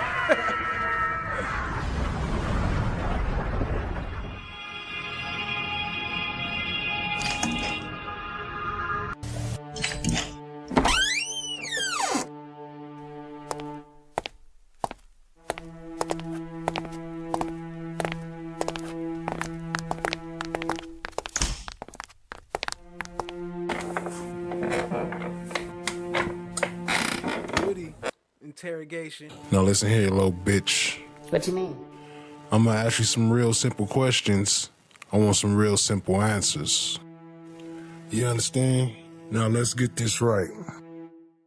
Did you have a silver Infinity? No. Did you rent or crash a silver or gray Infinity? No. So you brought Threat the car at 8:15? And for those who haven't seen this and don't notice, it's the squirrel that's actually talking. It's the squirrel brain that's on the table that's interrogating them. I don't remember no. I don't know what. I don't know. So you brought Threat the car at 8:15? I guess. Do you know Mr. Garlington? Street name. Do you know Little D? For sure. How do you know Little D? I didn't birth him. You said you damn near birthed him? I almost birthed him. So you was like a mama to him? Yeah. That mean he my son. Why you so jumpy? Bullets hit my car. Did you tell Detective Alligator you had the car? I told you. I don't recall nothing I said to no police. You keep sitting right here asking me the same question over and over and over and over and over. I'm tired of it. I'm drained. Did you tell Detective Alligator you had the car? Threat was mad. He was like, he fucking keep scaring my language. He was talking, playing like we somebody to play with. And I was ready. I had them choppers on deck. That would be Did the you right tell front. The right, left, excuse me, the right, left and side. I was scaring my language. Okay, all right. He was talking, playing like we somebody to play with. And I was ready. I had them choppers on deck. Did you tell Detective Alligator you had the car?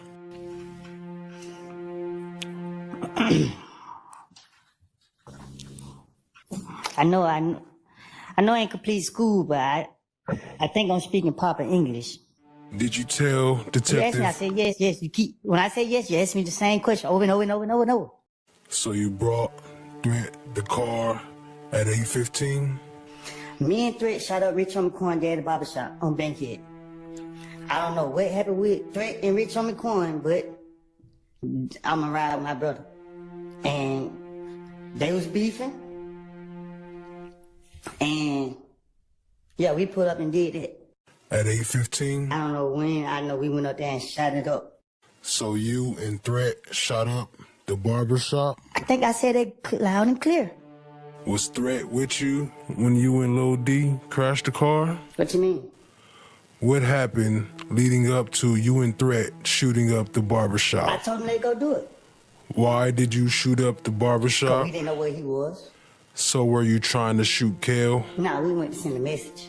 But you gave Threat the car definitely at 9:45. I told him they go do it. Now you see something? Now you see now, you done fucked up. You know that, don't you? What you mean? You done fucked up. You know that, don't you, right? No. See what I'm saying? I'm saying you know that. You know you done fucked up, don't you? I don't remember no.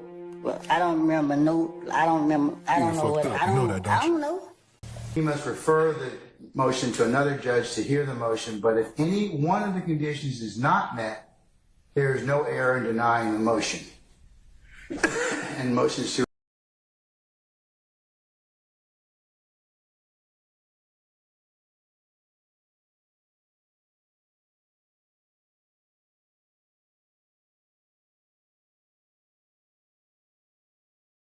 No, I said.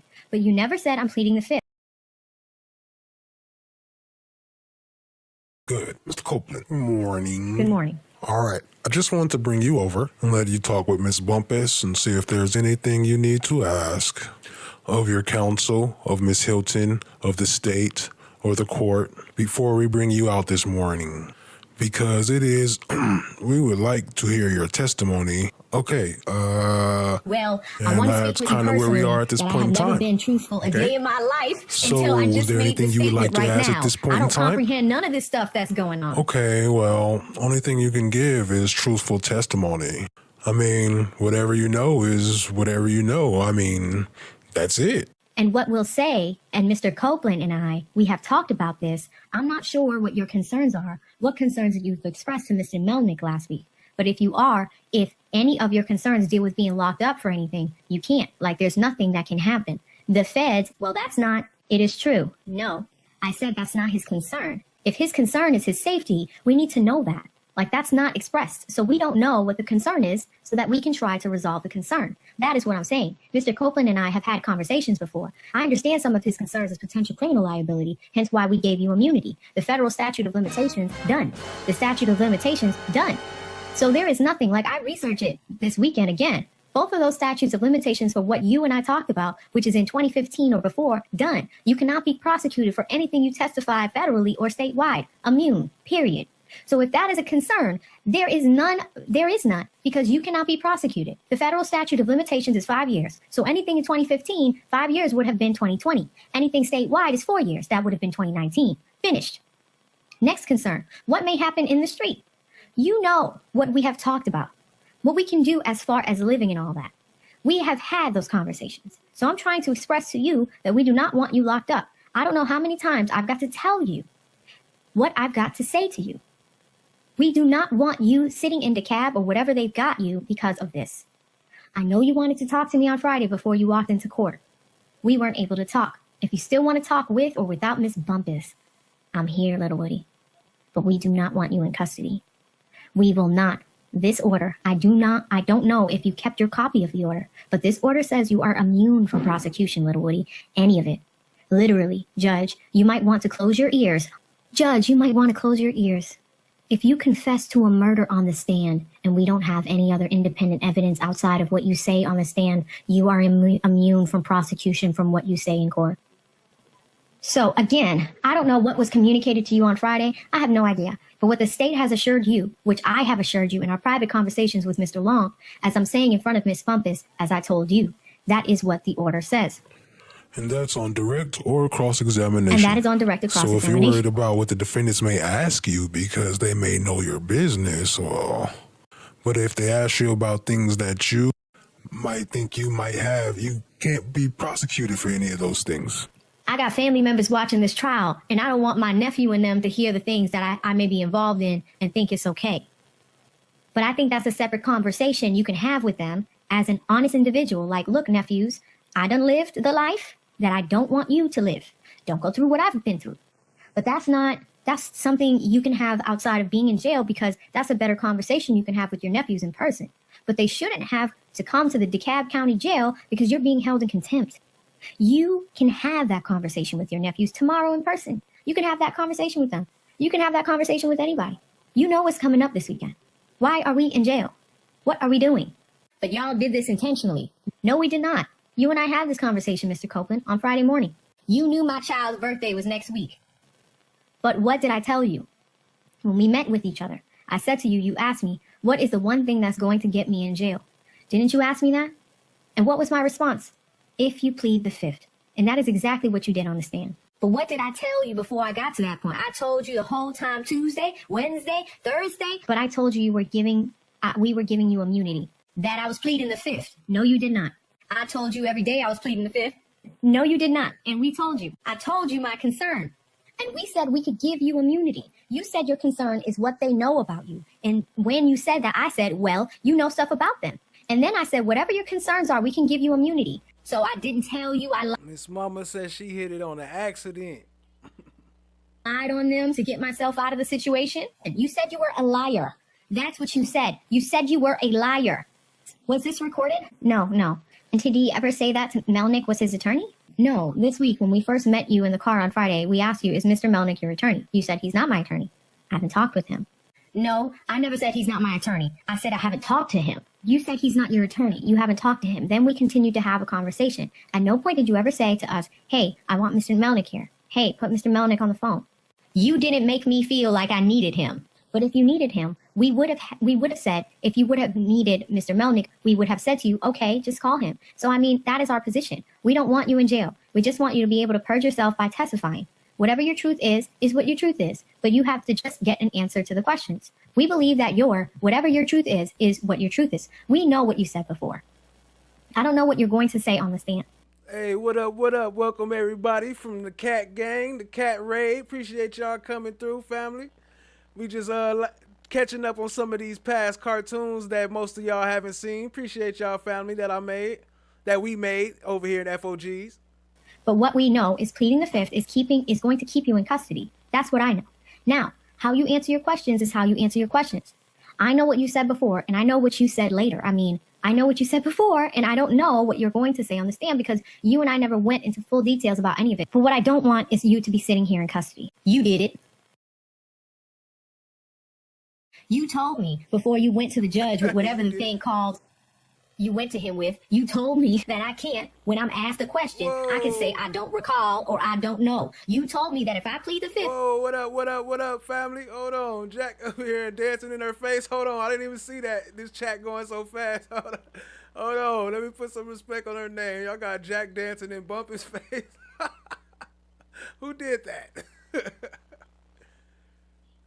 Hold on.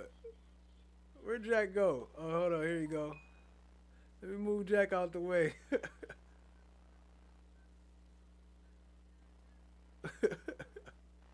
Appreciate y'all, family. Jack over here dancing for subs. Y'all got him all up in the face. Y'all crazy. I mean, why would I plead the fifth to something I ain't do? And I said, you don't know what I did and what I ain't do. And then you was like something. And then y'all asked for this immunity. And I was like, it was something. And then Friday came, and then y'all go and tell me, oh, we went to the judge with this, so you got to testify. If you don't testify, the judge gonna lock you up. Right. But that was based upon you. But I told y'all that. No, you didn't. You said, why would I plead the fifth to something I ain't do? And I said, you don't know what happened. Yo, shout out to Kat. Hold on, let me bring up Kat real quick. How is everybody?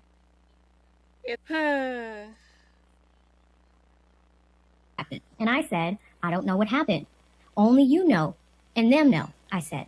But you never said I'm pleading the fifth. You said, what if I do this? What if I do this? What if I do this? I told you, I said, I'm going to plead the, you said, why would you plead the fifth to something that you know you ain't do?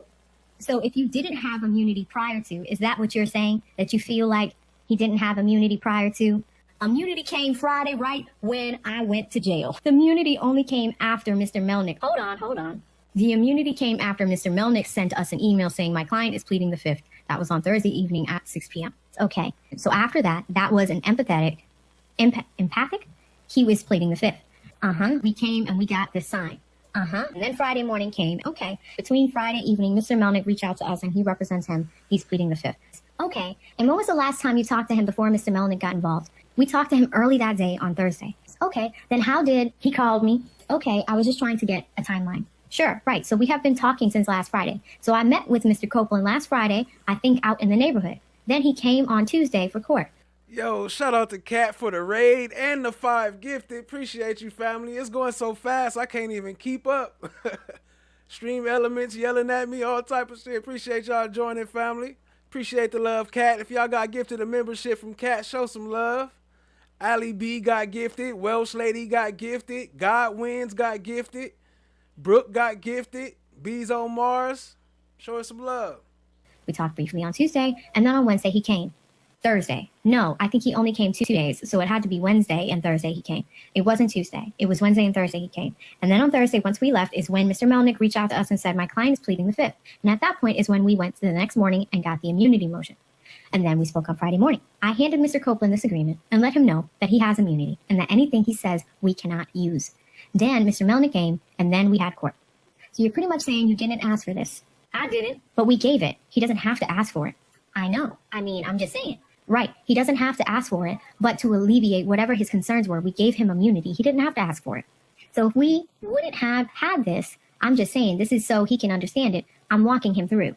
So would he still have to testify, or would he have been able to plead the fifth? That's what he's saying. If he did not have immunity, yes, he could plead the fifth. That's what I'm... Morning. All right. That's...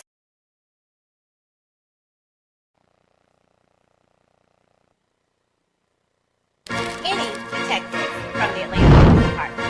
No, ma'am. Did you drive did you drive any vehicle at all on September 11th of 2013? I can't recall, ma'am. Do you recall ever being inside a Taurus with Detective David Quinn that he described as a raggedy-ass Taurus? Objection, hearsay. I sustain the objection. Do you recall being in a raggedy-ass Taurus with Detective David Quinn around September 16th, 2013? I don't recall, ma'am. Little Woody said, that's what he's trying to say. He's trying to say he didn't have to ask for this.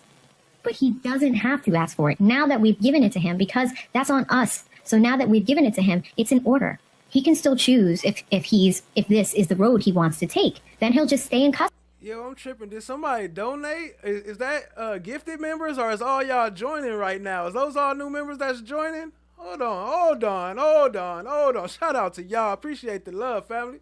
I think those ain't gifted. Those is all new members, huh? Okay. New subscriptions. Appreciate y'all, family.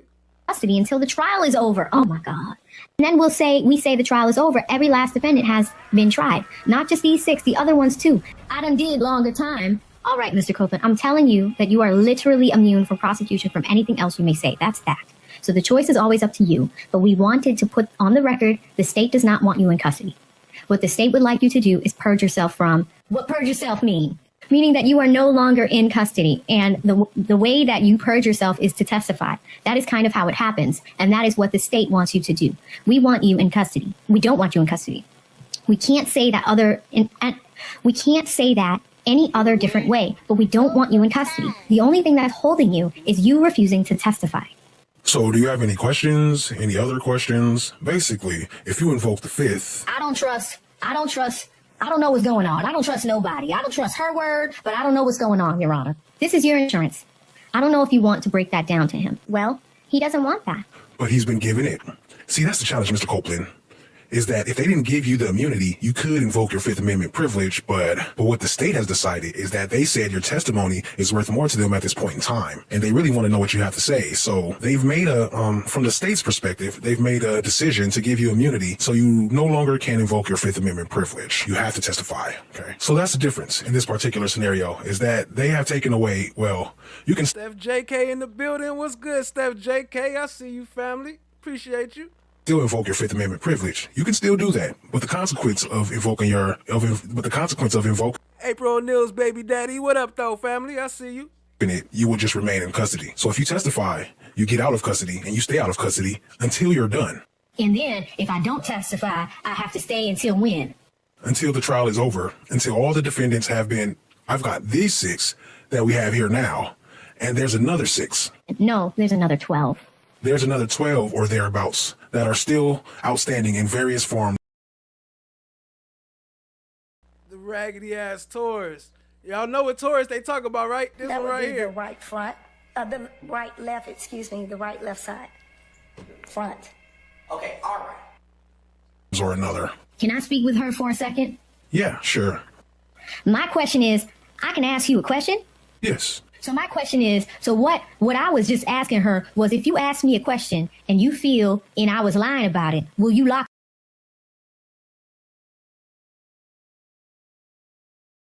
me back up? No. If you were saying, you say, I didn't talk to Demekion, well, no, I can't talk about that because the judge is in here. You are asking, for example, if you said before that the sky was blue and I asked you on the stand what color the sky is and you said, I said the sky was red, I'm going to say no back.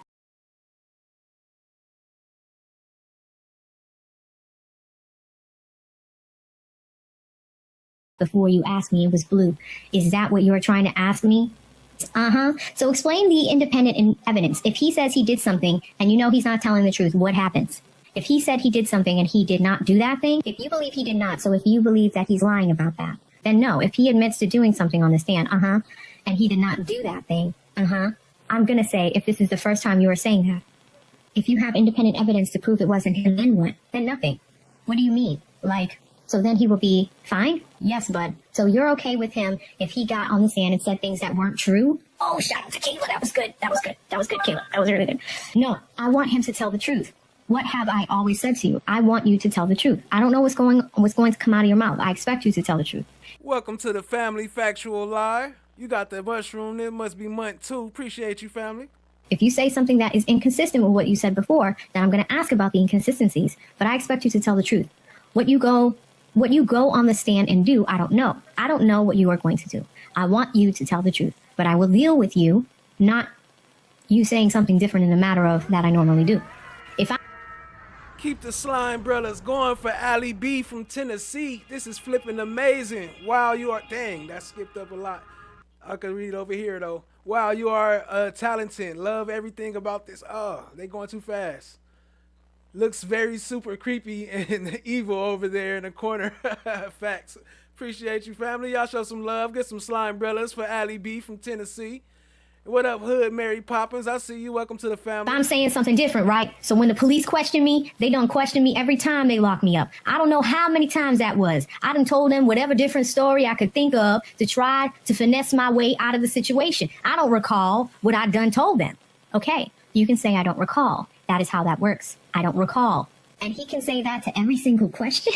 I would hope that that is not the truth, because I think there are some things that you do recall and some things you don't. But the things you don't recall, you don't recall. And then I will go through my process of what I do. You can talk to Steph JK in the building. Him about what impeachment is. That won't get you locked up. Impeachment will not get you locked up. You can talk to him about what impeachment is. If he says, I don't recall, what will get me locked up? What did I tell you? I don't know what you did on Friday. So the only thing that gets me locked up is pleading the 5th. Yes. The court instructs you, you need to answer the question. You say, again, I plead the 5th. Again, that's what's going to get you locked up. But if you answer... Yo, keep the slime brothers going for Cat Knott Williams, making it rain up in here. Keep the slime brothers going. She just gifted 5 more. Appreciate you, family. Y'all show her some love. Hi, guys. How is everybody? Answer the question, that will not get you locked up. So if you don't want me in jail, why just don't you let me go after the trial over with? You are in jail because you are not answering the questions. Because you have been given immunity, you're Because only you have been in jail given immunity. because you got up here. Well, what about this? I answer the questions, you take away the immunity, I answer the questions, and I plead the fifth. No, to questions I feel incriminate me. But then I won't plead the fifth to things that don't incriminate me. The state can still give you immunity. They can give immunity to whoever they want, okay? Okay, facts. Hey, y'all, I got a video. I got an exclusive of a video riding by the FedEx. That's a fact. I'm going to pull it up, Child Diggy. Appreciate you, family. The driving by the FedEx, and it shows that there was a camera up there, and it shows the camera very clearly. And they can make that choice. I don't even make that choice. So if they, like I said earlier, they want your testimony, they figure it's that the jury needs to hear it. Would you have to say good, bad, or indifferent? And what Miss Hilton is telling you is just to tell the truth as you know it, and let her worry about, even though that you may have said different versions of whatever, that's for impeachment. That's not going to get you in trouble. What will get you in trouble is you just invoking your Fifth Amendment privilege, because you have been given immunity, or as Miss Love said to you this morning, remember, Miss Love said, if you overtly lie about something, like if you tell a bold-faced whopper, then they can indict you on that particular charge. The particular false statement. That's what they're going to do. That is what I was saying. You will be right back. But if you say something that you know you did not do, like you admit to something you know you did not do, whether you, like murder don't have, no statute of limitations, right? But if you didn't do it, I can't charge you with something you didn't do because I don't have any other evidence but you saying it. But y'all don't you can charge him with false statements and he will be back in jail. That is what I'm trying to say. But if I know that you are lying about that, I don't intend to do that. But if I know right now he's lying, I know he's lying. I'm not going to charge you because I don't know your reason for doing that. But I'm not going to charge you when I know you didn't do what you were trying to say you did now. And that can be a part of this. I know you didn't do it. But it's up to the judge to do that. No, it's up to the state to bring charges.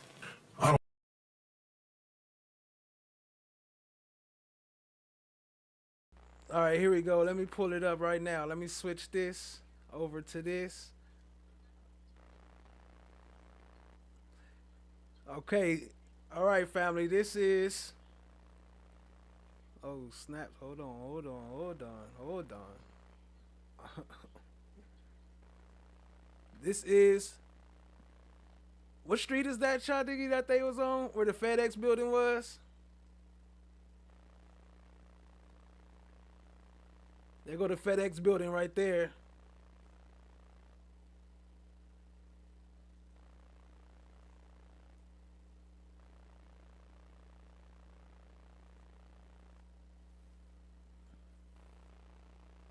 Look. They go the light up there at the top. God damn it. I mean the camera. They go the camera light. So they for sure had a camera. Y'all think it was working or not? Here, let me see. Let me fix this view a little bit. Go here, drop this down, raise this up. All right. Go here, boom. Y'all see that camera sitting up there? You went multiple times. What y'all think, family? Y'all think that camera was working? Cause that's malicious. If it was, then they knew it was. That mean they got the video and they didn't show it to nobody. Here it go from the beginning. Let me see. Oops.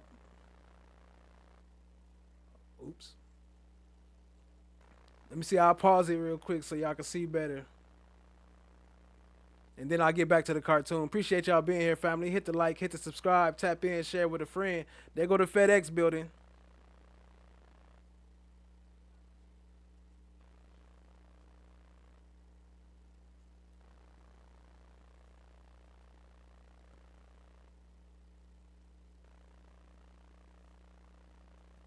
Oh, wait, they was coming up this way. You wasn't coming from the BP, child. Wait a minute, I'm confused. I'm confused now. But that's a big ass camera up there.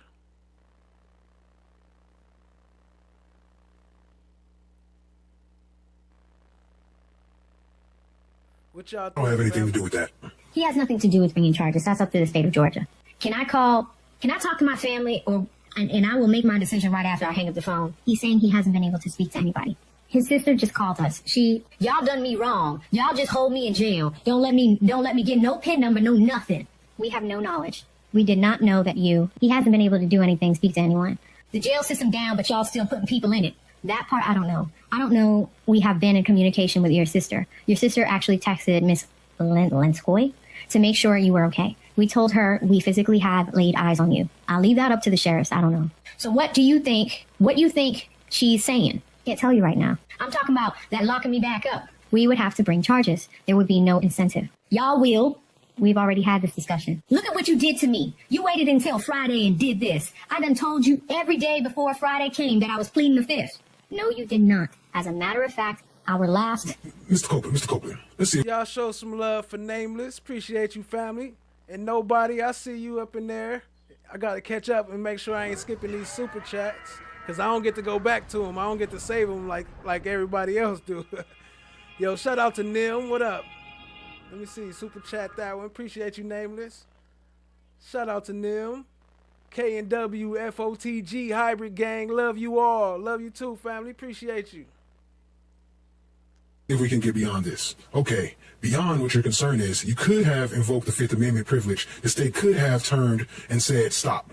Had me go ahead and file that motion and giving you immunity. It was going to, they make that decision. They decided to make it on Friday. They decided to make it on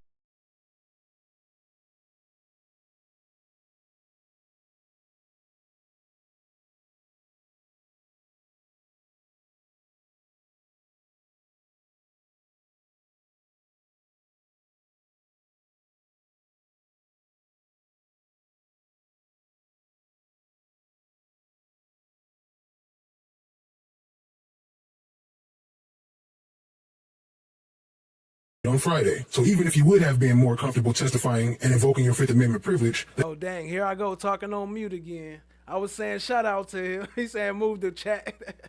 Appreciate y'all being here, family. I said I adjusted a little bit. I was on mute. Appreciate y'all. Yeah, go crazy with the Slime Brothers. That's what I said. Appreciate you. Jesus, move our text off the screen. I said I want to see their reactions. I want to see the reactions. That's why the text on the screen. This is on my channel, though, so y'all can view this on my channel at any time you want it free, but I will make it fit a little better. Appreciate you, family. Y'all show some love to FFS. They could decide you as a witness, they want your testimony more than they do you invoking your Fifth Amendment privilege. So they gave you immunity. They gave you immunity, so you've got to testify. Truthfully, as to what you know, truthfully, as to what your knowledge of the particular incident is. So they could have done that anyway. Even if they put you on the stand, they could have said stop. They could have said stop and gone ahead and given you immunity. They could have done that. So can I get it in some type of writing that if I was to testify, that if she feels as if I lied about anything, they won't lock me back up? Let me have that, Ms. Bumpus. Mr. Copeland, on page 2 of the order pursuant to OCGA 245507, however, no testimony given by Lil Woody as required under this order or any information directly or indirectly derived from this testimony of Lil Woody given by Lil Woody as required under this order shall be used against said Lil Woody. And in any proceeding or prosecution for this crime or offense concerning which he testifies under this order. Okay? So you testify about some aggravated assault or murder, they can't prosecute you on it because that is what it says in the order. Okay? The only thing that will get you in trouble is this next little paragraph. Lil Woody shall be subject to the prosecution or to penalty of forfeiture for any perjury, false swearing, or contempt committed in testifying or failing to testify in accordance with this order. However, it is ordered that Lil Woody shall not be required to produce evidence that can be used in any other court in this state, the United States, or any other state. So basically, if you commit perjury, false swearing, or contempt committed in testifying, that means if you just invoke your Fifth Amendment privilege or failing to testify, you say, I'm not going to testify. All right. So the only two real things that can kind of get you in trouble are perjury and false swearing, as long as you tell the truth. Now, as Miss Hilton and Miss Bumpus said earlier, you may have told or been asked about. What up, Tall Glass? I see you. Appreciate you joining, family. NJB in the house. What up? What up? Appreciate y'all joining. Situations over and over again that may have changed. What the state is asking you to do is tell the version that really is the truth. If they want to impeach you, they can do that. Or if the other side wants to impeach you, they can do that. You won't get in trouble for that. You said I will. You will not. You will not. Impeachment is not perjury or false swearing, okay? But she said I could purge myself, though. How fast things have changed. How fast things have changed. How fast things have changed. How fast things have changed. Now I see you running, coming for my come up. Broke out all your shackles, turned it to some armor. Used to be the judge, but now you have no honor. To die with your pride is to live with all your karma. Now you wanna stay. Now you wanna stay.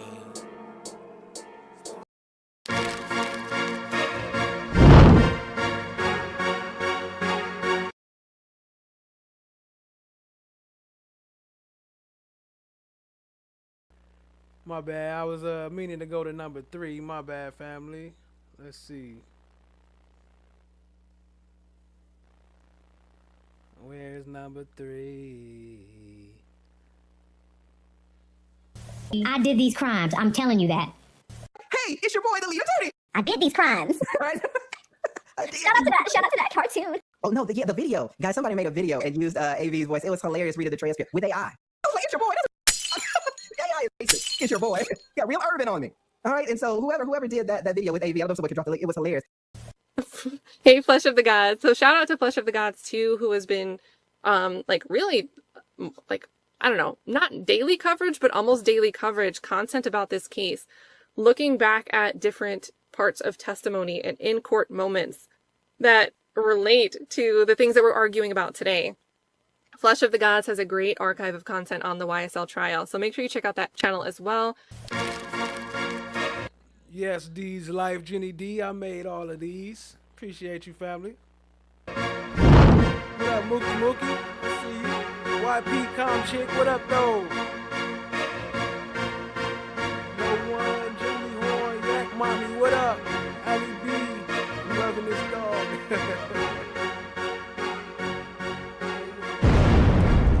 Lauren Jefferson, what up? Laura Jefferson, my bad. I added an N to your name. I'll change your whole name. What up, Laura? I see you. Appreciate you. But she said I can purge myself, though. No. We're saying two different things. Sorry. Perjury is if you get on the stand and you just say a bold-faced lie. Just something that is just wrong. Say you say, I did something. And all the other times you said, I have not done it. And really, while it's perjury, it's really just an inconsistent statement. Oh, my God. Like if you got on the stand and say, I did X, but in 2015 you said, I never did X, then that is what I'm going to impeach. I'm going to impeach you on everything you said in 2015. Meaning I'm going to say, okay, today you said I did X, but in 2015. We have a security issue. We need to stop for a minute. If we can stop for a minute, please. I don't know what was told to you on Friday. I have no reason to want you in prison. You have spent enough time in prison for YSL, period. So why would I want that for you? It doesn't make no sense. I said it to you before, and I will say it to you again in front of all these people. It makes no sense. You just said I'm going to have to stay in jail until the last if you don't testify. Get this part through your head. If you don't testify, that is the only thing that is holding you. That is literally the only thing holding you right now is the fact that you keep saying, I'm not going to testify. Well, you haven't said it today. I'm not testifying. I plead the fifth. If you get up there and I want you to tell the truth, like I said before, if you don't recall certain things, you can say you don't recall. That's fine. I want you to tell the truth. I don't expect you to remember every single detail from 2015. I just don't. No one here does. But what I do expect for you is to answer questions so we can get through this. So you can go home, be with your baby for her birthday, see those dogs deliver their babies, go talk to your nephews, and do all these other things. How do you know about my dogs? Because you... Yeah, y'all, everybody, we starting an hour late tonight. For those who see the show, we starting an hour late tonight because I got to do some stuff. I got to do some stuff in a minute, actually. But appreciate y'all being here. Hit the like, hit the subscribe, tap in, share with a friend. Oh, I missed the, I tried to catch Cat comment. I missed it. Appreciate y'all. You told me. Okay, what's wrong? I'm stressing at another level, like, I'm just saying, I'm weak. Man, I'm not playing. I'm dead serious, man. Like, this is what our position is. We do not want him in custody. We want him to tell the truth. We want him to testify. That's what will get him out of jail. Destined to be, what up? I see you, family. Sapphire Ridge, what up, what up? Noni Bag, what up? Noni Bag, yo. Hey, y'all show some love to Survivor Speaks. Drop some slime, brothers. Just gifted a membership. Appreciate you, family. And you have to make, if he decides in 2 weeks he wants to testify, then what? And if he wants to stay in jail for 2 weeks, then I don't know why you would want to stay in jail for 2 weeks. I have no idea. He just feels like he's under a lot of pressure right now. Even at the jail, they are just, you can't give me a house arrest. No, you can go home by taking the stand and testifying. That's what you... And come back tomorrow morning. We keep on saying yet, but there's no crime. We keep on saying yet, I don't know who's really telling you about a crime. There is no crime. You have done nothing wrong except for, so why am I in jail then? Because you aren't testifying. But that ain't nothing wrong. It's not a crime. It's not a crime that you're in civil contempt. 2 things. Because you invoked your privilege after you've been given immunity, that is why you're in custody, because you get out by testifying. So you testify, you get out. And that's why I brought you here early today to just inquire about that. You can remain and hold your position of invoking the 5th or not testifying, but you go back to prison, you go back to jail, because that, You can't sentence me? There's no sentence. There is no sentence. The contempt is compliance. They want your testimony. That is all they want, whatever that may be. I don't know what it is, Your Honor. You're in jail for failing to testify. Failing to testify. Not for nothing else. There is no crime. You ain't done nothing wrong. I don't know if people are telling you what we are going to charge you with. Nothing. We are not charging you. The state charges you. That's a fact, Julie. Y'all please thank the person that gifted y'all memberships. Thank you to Kat. Thank you to who else gifted? Oh, I can't even see them no more. I need to do StreamYard or something so I can save all the chats like everybody be doing. Because once my chats fill up, them mugs scroll on by. I can't see them no more. Appreciate y'all though, family. Shout out to everybody who got gifted a membership. Please go and say thank you to the person that gifted you. Shout out to Survivor Speaks. I know she gifted. There is nothing we are charging you with. You're only in custody because you have decided not to testify. That's it. Once you decide to testify... You remember that word you were talking about? Purge? Okay, you can purge right now. Purge.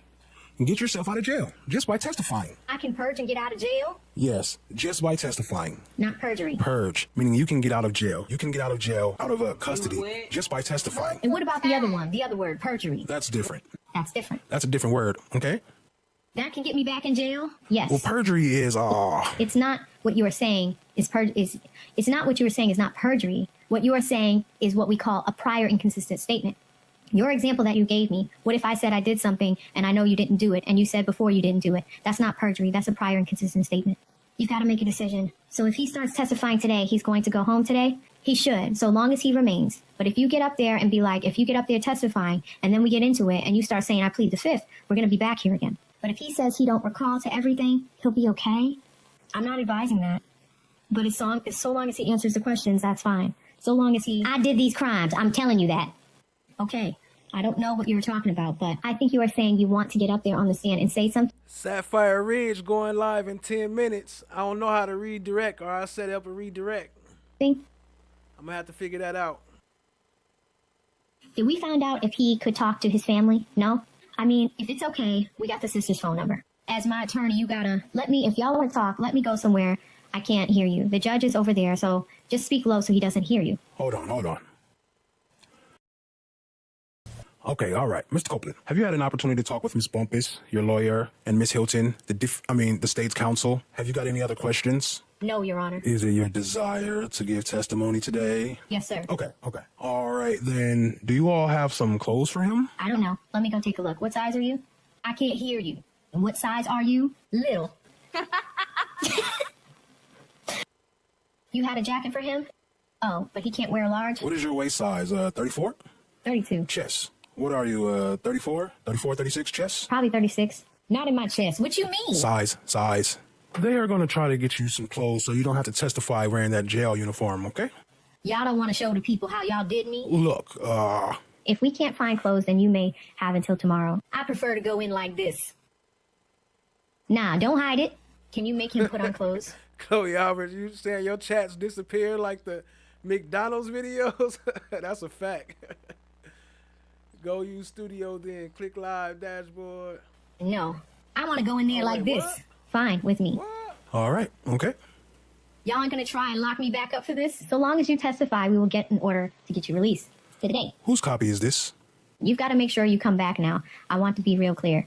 When have I ever ran? You have not. That's the only thing. You have not. Whose copy is this? That was ours. Do you want a copy? You can take it though. It's okay. You still have yours or you threw it away? I'm going to give him both of these things so he can have some information. Okay. Are we done? Yes, I believe so. Okay, we're good. See everybody downstairs in about 10 minutes.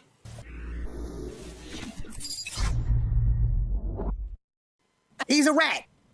But goddamn it, he's an entertaining rat. He got Master Splinter beat, and what he's doing is throwing the DA off their mojo.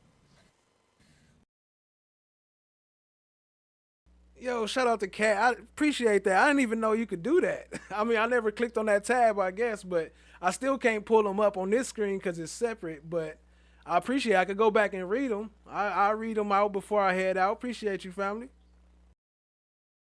Well, yeah, I guess there was a secret meeting that happened. That's between Woody and the judge and the prosecutors. If that happened, everything that judge has touched is going to be scrutinized now. Drop some slime brellas for FFS, making it rain in the chat. Appreciate you, family. Drop some slimes. Oh, matter of fact, he got his own emoji. He the top stream sponsor. Y'all drop some love. Drop some FFFs in the chat and some slime brellas. Appreciate you, family. Right? They'll go mistrial before they let that thing go all the way. Convict Thug and give him that door of appeal. Yeah. But when they mistrial, it's a good and bad thing because it's good because, okay, Thug didn't find you guilty, but it's bad because now we're going to be dealing with this till 2026. And Thug's attorney, now, listen, say what you want. Dude, he was gangster with that situation. Oh, yeah, he said that he wants to do his jail time with Thug in a cell to go over the case. Oh, yeah, he has a long run. He said, I'll do the time as long as you put me in there with my client. Everybody gonna hire him. Oh, yeah. Oh, yeah, no, he's got $1 million offers, I'm sure, already. Yeah. You know what I mean? I'm so high right now, y'all. I'm about to go to sleep on y'all now. I did these crimes. I'm telling you that. In a cell to go over the case. Yo. Appreciate you, family. Appreciate all y'all. Redirect, edit this live stream. Customizations, redirect, creator has to allow. Okay, open up your redirect. I'ma send this over there. Sapphire Ridge, you gotta allow me to redirect though. Let me read these names. Let me see. Shout out to Crystal, came back a member. Shout out to Cat Knot Williams with the 5 gifted. Fredro P. Diddy became a new member. KC Dog with the 5. Appreciate you, family. Factual Live became a member. Ali B from Tennessee. This is flipping amazing. Wow, you are talented. I love everything about this. And Love looks super creepy and evil over there in the corner. Libra became a member. Hood Mary Poppins became a member. Cat Knot Williams gifted 5 more memberships. Oh, the love is much appreciated, family. KC Dog became a member. FFS, Fletch, play that video since we all here. Okay, we played that. Appreciate you. My bad, I missed that super chat. Glanville sound like he's smoking Newports. KC Dog with the 2. Appreciate you. Sorry we missed that super chat. Okay, Jesus, we seen that one. Okay, move the stuff out the screen. Appreciate you, family. Okay, I'm gonna have to learn how to connect that or see if I can pull those back up on the screen another way, because I can't see them on my chat. My chat is part of OBS. I use OBS to stream. Appreciate you. Let me play this thing right here real quick.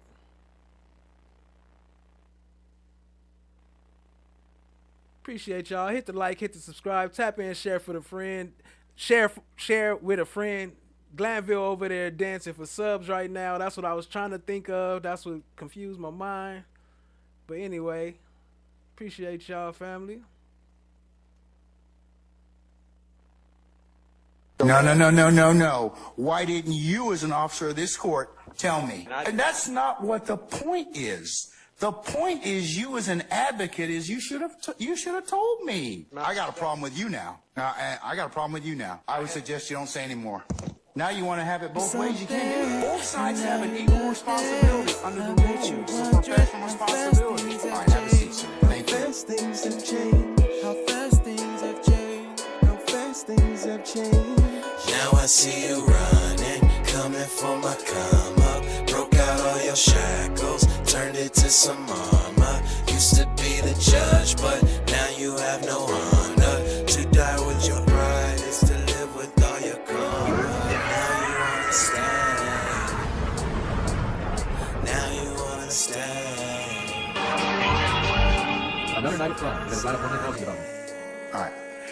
Anybody else have any other issues as to... Uh-oh.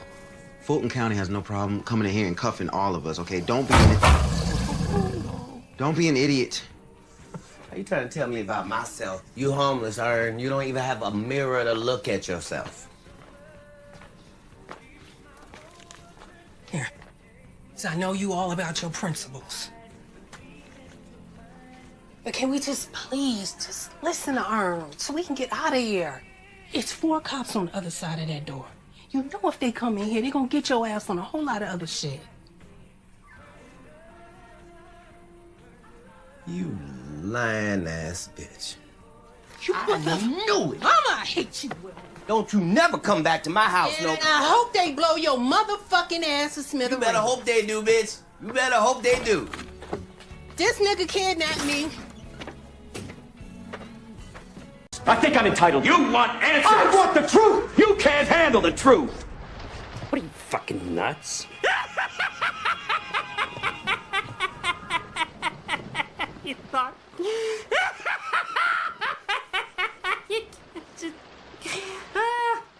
Oh. Yo, Sapphire, I don't know if you got it set up. I see your name, but it's not allowing me in. Let me go and do a quick little roll call, see who up in here. Shout out to Cat Knot Williams, Cha Diggy, FFS, The World's End, Steph JK, Julie Horn, Danny, see y'all tonight. Yak Mommy, what up, what up? Chloe Albert's Revenge. Amy, what up? What up, what up? She, One Nation, YP Com Chick. Appreciate y'all, family. I'll see y'all tonight, family. Much love.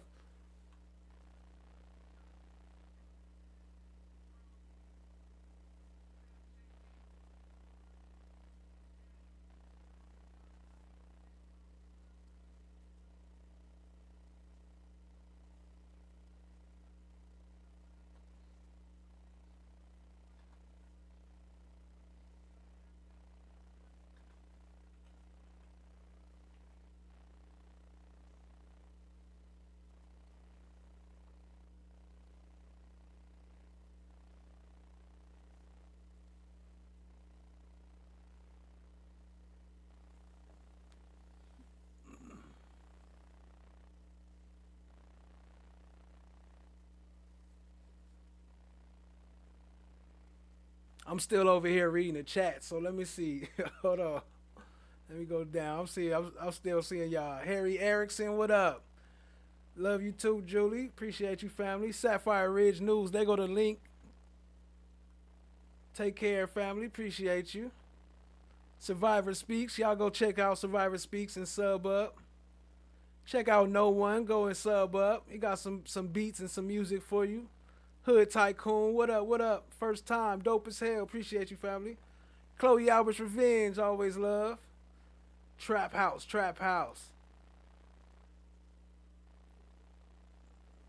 Beef with the Beat. See you later. Just follow and sub up. You rock too, Julie. Appreciate y'all, family. I'm on my way up out of here. Amy Chambly. Kimberly, no, where are you going? I gotta go work on my car. I gotta get some stuff done. I love watching this grow like that. Appreciate you. I did too. That was awesome. I appreciate y'all coming in, family. We out. Hood Tycoon, thank you.